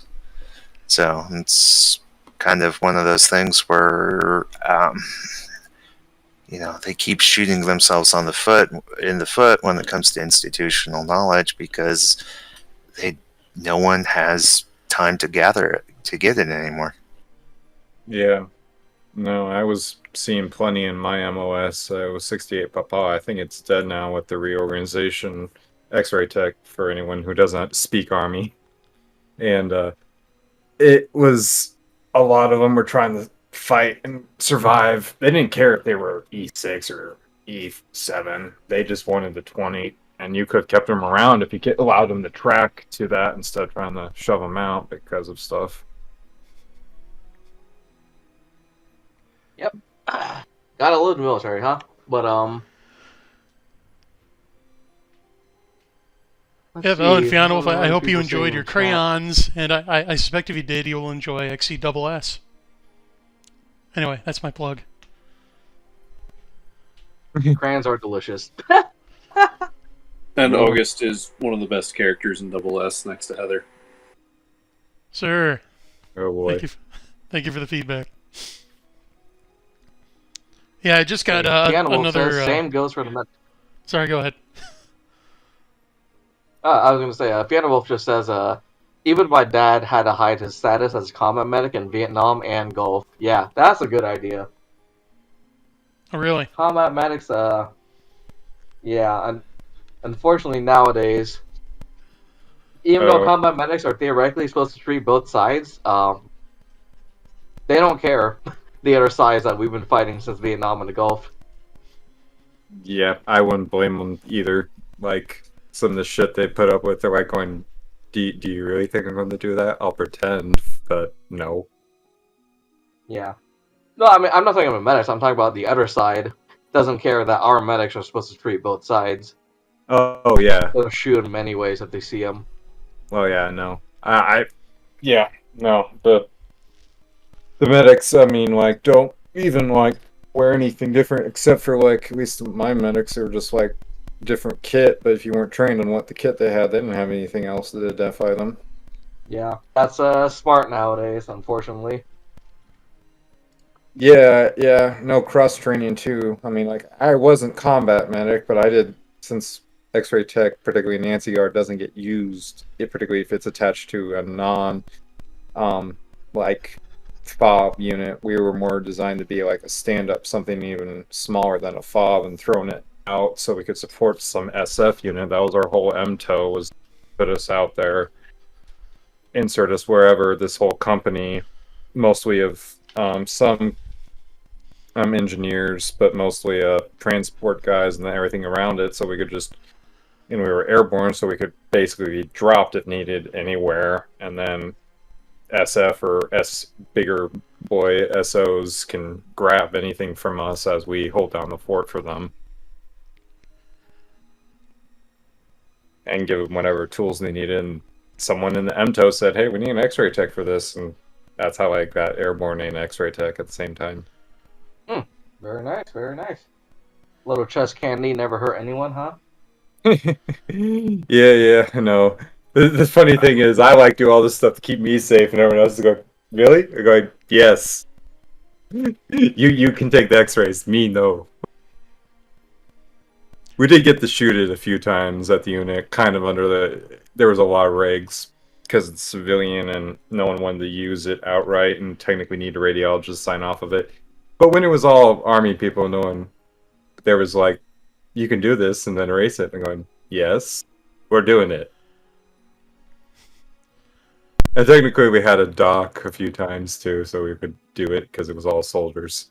Got to love that. Oh, are you in the Army? Yes. Alright, you're owned by the Army. Now we can do whatever we want. Yeah, that's more or less how that goes. Those who are just joining us, welcome to geekgab.mil. Wasn't originally the theme of the show, but I'm done playing tactics. It always kind of goes back to this, doesn't it? That's what happens when you write Adventure. adventure, so it's fine. In fact, I think I'm gonna See, found a wolf. Switch games up here. Please stand by. Continue with the conversation, though. Fiona Wolf says, I know most of these phrases due to Dad and my brother, Army Brat. The only branch my family hasn't been in? Coast Guard. Interesting. You know, come to think of it, I never known anyone in the Coast Guard personally, but I knew one guy from my high school who joined the Coast Guard. At least one. Coast Guard's tiny, all things considered, yeah. You know, kind of thing. I don't really know anyone in the Coast Guard. I mean, do they really see him much count? around my neck of the woods. Oh, they did. They did. The only smuggler executed in Prohibition was done in by the Coast Guard. Yeah, and So they actually hanged him. Oh, based. But yeah, I don't mean to offend anyone out there who is a member of the Coast Guard. Just kind of poking fun at their reliable yet low-key status. Yeah, they are quite low-key. Some would say underappreciated. Some would say, not sure about that, but yeah, one of the 5 armed branches. Yeah, one of the branches of the armed services, and I guess one of the branches of the 7 uniform services, if you want to go a little broader than that, but... 8 now. Oh, yeah. Does anyone care about National Oceanic Administration? I've run into a couple of their officers. Yeah, Public Health Service. And Public Health Service, that's the other one, yeah. To make all 7. Yeah, they replaced a lot of the Meckel MOSs. Sorry, as the space geek here, I do have to say 8. 8. Oh, right. I keep forgetting about the Space Force. This is going to be like the DEA back in the day for the LEOs of federal. It's like, oh, you're the DEA. Ha ha ha. Yeah, considering the unit I served with is going Space Force, I can't really. Yeah. I can't really make. Well, I was Army, so I cling to that. But I don't have too much room to needlessly ridicule other services. Yeah, it's Not just the good thing that is you're needless. But I know. But Air Force, there's always a need to needle them. So have you guys ever seen this one? Yeah. SNES Blast from the Past. Our discussion of Mecha earlier Oh. really got me in the mood for this. Ooh, hello. This is basically the best Zaku, not Zaku simulator ever made.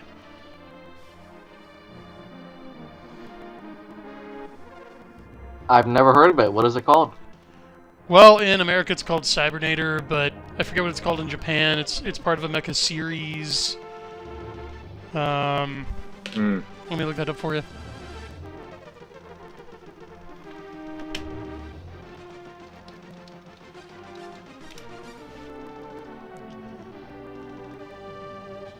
Assault Suits Vulcan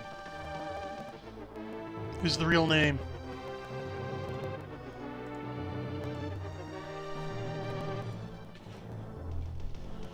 Yeah, let's get into some of this.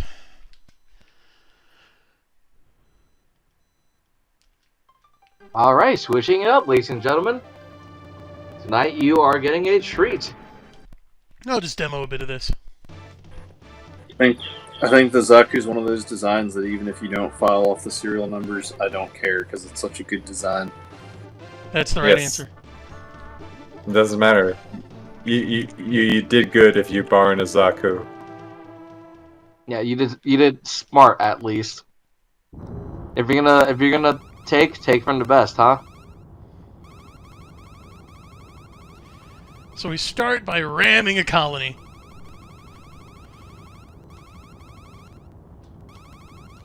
Oh. Here we go. We literally just say ship strong enough. Ship ram colony.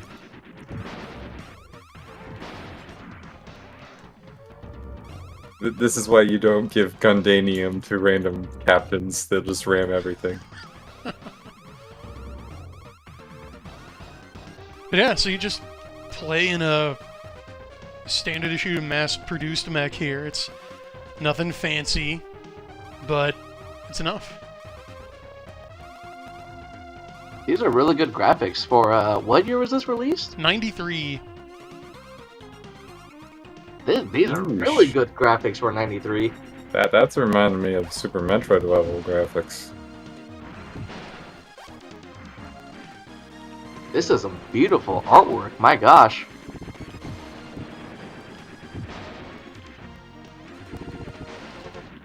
And I have multiple fire angles, which I can adjust with the one press. So like each press upward angles my gun up, and then down. I love that they have all the spent brass flying around. That is a very nice detail. Yeesh. I got a shield. It has a shield too. Sure does. You can ram too. Oh my goodness. Yep. So it kind of does the Dom thing, where I can get the jet going and it goes back and forth a little. Nice. It just, it feels as fluid to play as it looks.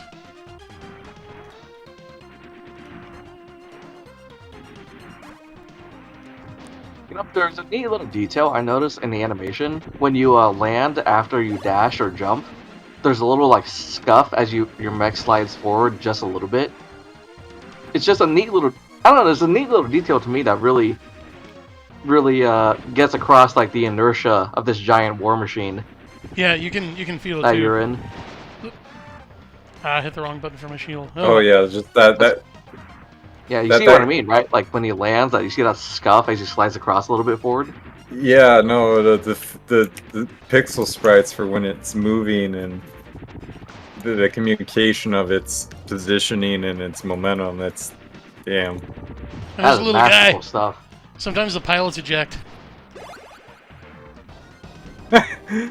Oh, some more collateral damage if you want it. Indeed. War crimes. I'm aiming for his Wanna be belt Zaku buckle. somewhere It without him. counts as equipment. Okay. I'm I aiming for him. remember. Oh yeah. There's a joke about the Clone Wars being just a list of how many war crimes can you get away with in children's show, and I'm going, have you seen Gundam? Was Gundam meant? Like, literally, we start with colony rams and only get bigger. Is it a war crime to drop a colony on Australia, though? That one doesn't count. If you'd asked me, like, a few months ago... Yeah. No. Yes, yes. Well, everything in Australia is trying to kill you, so I think it's self-defense. They lost to emus. They lost to emus. That's all we have to say about that. The weak fear the strong. Just imagining a Char emu in orbit above, overseeing the drop. Imagine getting betrayed by a Char emu. Except Char never betrayed anyone, so That's why it's unimaginable. clearly this would never happen. Yes, it would never happen. Absolutely incomprehensible, inconceivable, perhaps.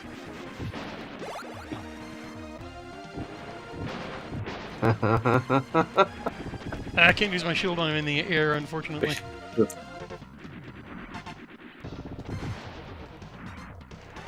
But Anakin committed perfidy, Bradford Walker says. There's an attempted genocide in the opening credits of MS Gundam.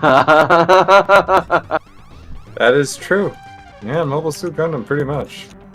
Perfidy, that's a word I don't know. Perfidy. Deceitfulness, untrustworthiness. So that's one thing that Char has over Anakin. You can always trust Char. Always. Let's see. Insurance never thought the cover rammed by mech.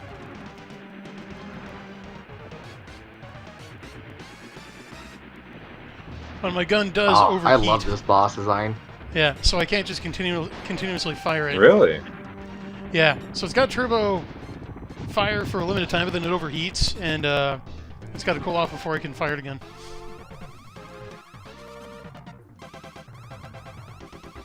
I'm out of here.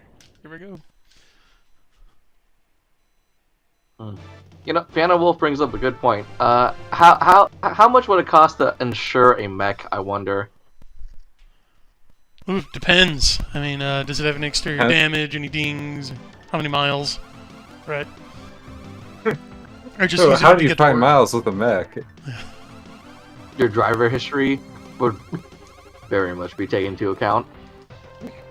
Yeah, your orbital flying history. Like, how many times have you crashed through the atmosphere?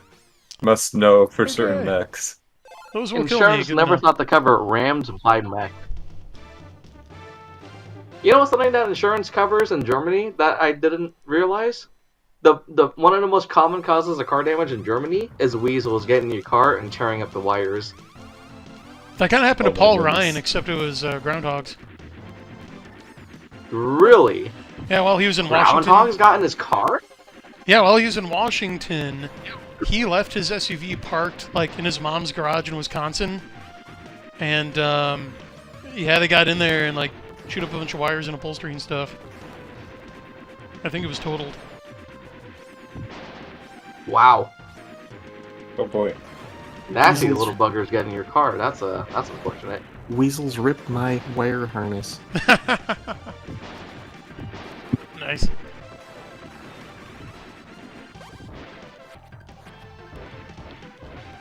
I'm gonna try punching these guys.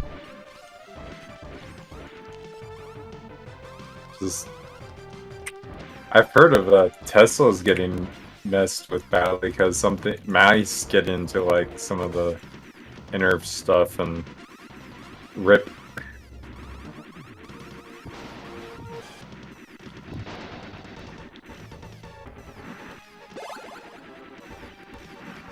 Ooh, I need health. So this is super funky because I'm in 0G, and I actually do kind of take Newtonian laws into account here, so like, my own fire is kind of bouncing me around.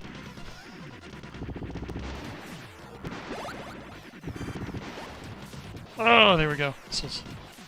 Yeah, I love when guns do that. You know the A10 can only fire is a I tried. nose gun and burst of about 3 seconds. Otherwise, the recoil from the cannon will stall the engines. Yeesh. What's thought because of the backward force or oh my goodness. It will just overpower the engine thrust and it will stall. Yeah, it'll actually push it backwards faster than the engines can thrust. Oh my goodness, that reminds me. I can't remember the guy behind the Ring World series. Niven? I remember. Yeah, Larry Niven. Yeah, the Kenzen Wars with the cat people. From what I understand, they took engines that used lasers and just converted them into basically A10s. Just reverse it around, and the engine's now a death laser. Nice. Just like, oh, we used these for thrust. Can we just overcharge them? You know, that reminded me of like an actual concept that some scientists have for powering an interstellar spaceship, where you just take nukes, you drop them behind you as you go forward, and then you kind of explode them very carefully behind you, and it just kind of gently pushes you forward.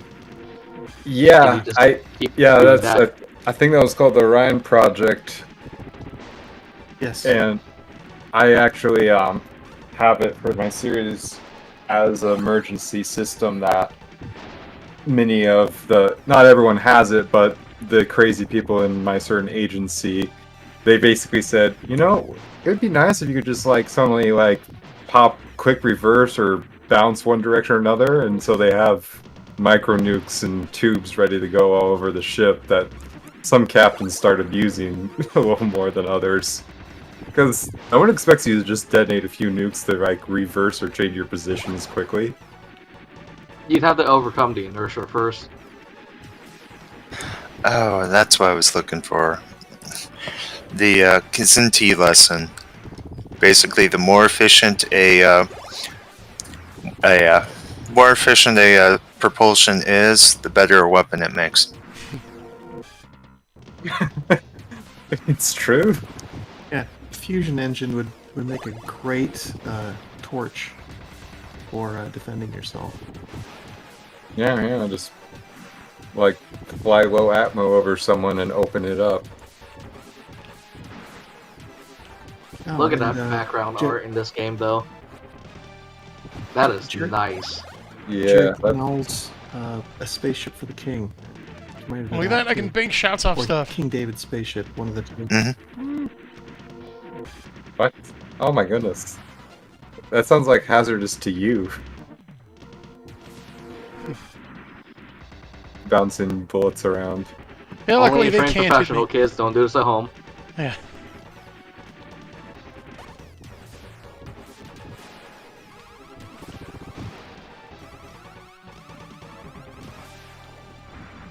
Not inaccurate, because you're certainly firing at least 50 cal out of that.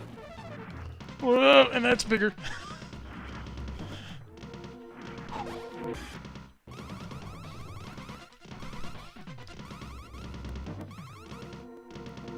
Oh no.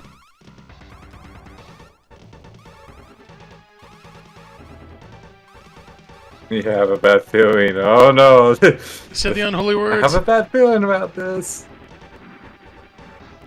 No, everything's fine. But if they're true,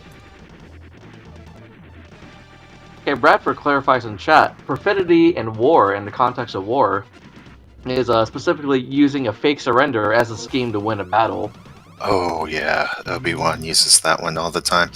I would love to see Tom Kratman, especially with his reprisals are necessarily unjust in enforcing the laws of war, get a hold of Star Wars. You know, the most stark example that I can remember is from the series that actually got me into military sci-fi as a young lad. The Halo books, actually. I think it was for a lot of kids of my generation was our intro to Babby's First Time. Yeah, those were huge. Yeah, it was my introduction to kind of Babby's first sci-fi, military sci-fi. But in one of the series, they load a nuke. They're in a crippled ship. They load a nuke, they load a missile in the hangar. And when the rebel ship pulls up to accept their surrender, they unload right into the rebel ship hangar and cripple it, and then they lock on with the rest of their missiles and take their surrender. But the commander of the ship remarks, they didn't know whether to give me a medal or court-martial me, so they just kind of shuffled me to the side. And if I'm ever caught by the rebels again, surrender is quite literally no longer an option for me, because that is the natural consequence of perfidy. Ruins it for everybody. Well, the other consequence is you guys did a war crime to us. We're gonna do a war crime back to you, and that's nasty little spiral right there. Yeah. So that's when Mad breaks down, is when everyone says, fudge it, we're not caring about Mad anymore. Yeah, Mad is supposed to be a deterrent, not a... when the deterrent doesn't work, all of a sudden, what do you have left? You have a bunch of bad toys sitting around. That's kind of, I get, from what I understand from reading Kratman's books, that's the thing with reprisals. It's not that it's mutually assured destruction or prevention. Prevention. It's you screwed up, and you're gonna feel the pain until you shape up. So. Yeah, I can get that. That theory sort of did work with chemical warfare.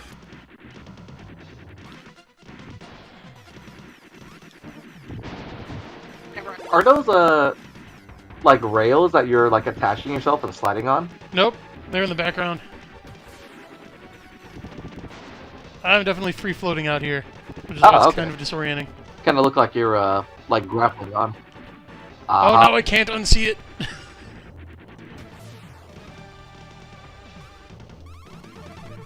Ooh, I'm really low in life. Now that I think about it, Enemy's gate is down.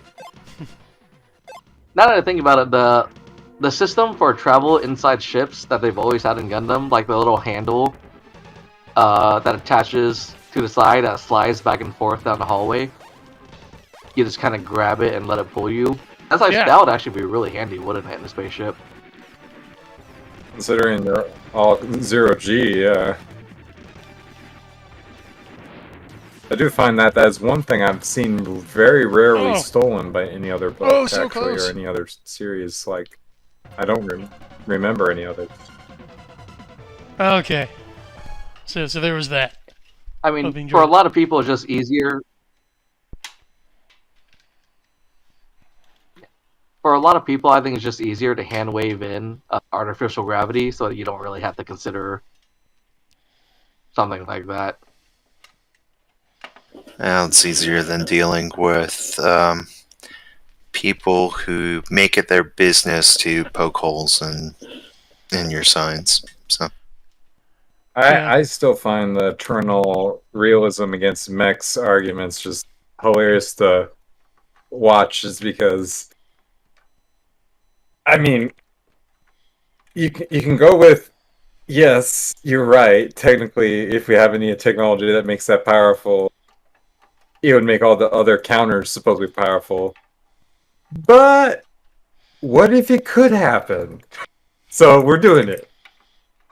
And what people also forget is, technically, effectiveness-wise, bows were more effective than firearms until pretty much we started getting lever-action firearms. And only using specific strategies like mass volume of fire, volley fire. But the individual performance, like a bow can outperform a musket in several categories. But the power of the musket wasn't in its actual power, though.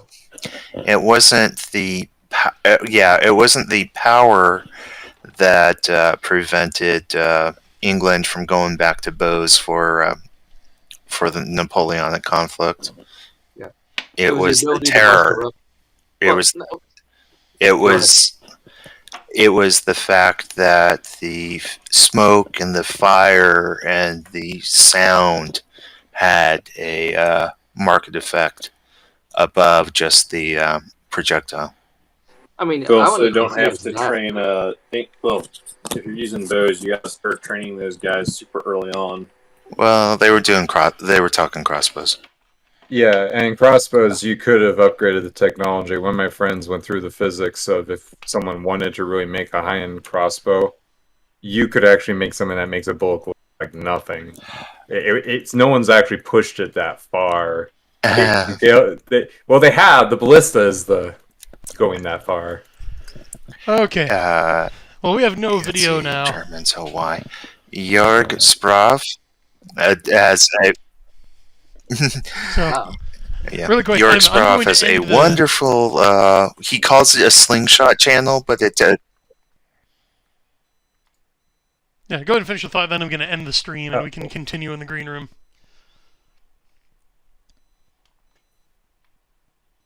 Okay. I was just going to say Jörg Sprav has a wonderful... He calls it a slingshot channel, but it's basically the German version of redneck bows and arrows. So he does some crazy stuff. He has something called an instant Legolas that's worth checking out. All right, so check that out, viewers at home. Make sure to like and subscribe. Make sure to click the bell icon. And thanks for joining us for Geek Final Fantasy Tactics Retrospective. I've been Brian, and my panel has been... Ferdinand Studios. Catholic Lancer. Crusader Saracen. Sorry, Paul. No, you go ahead. I talked over you. And Brad. And I'm the Pulp Archivist. And CL is muted, but that's okay. Remember, check us out next week. I'm going to try to be back on Tuesday. Had a busy week at work, which kept me from streaming until now. But either way, remember,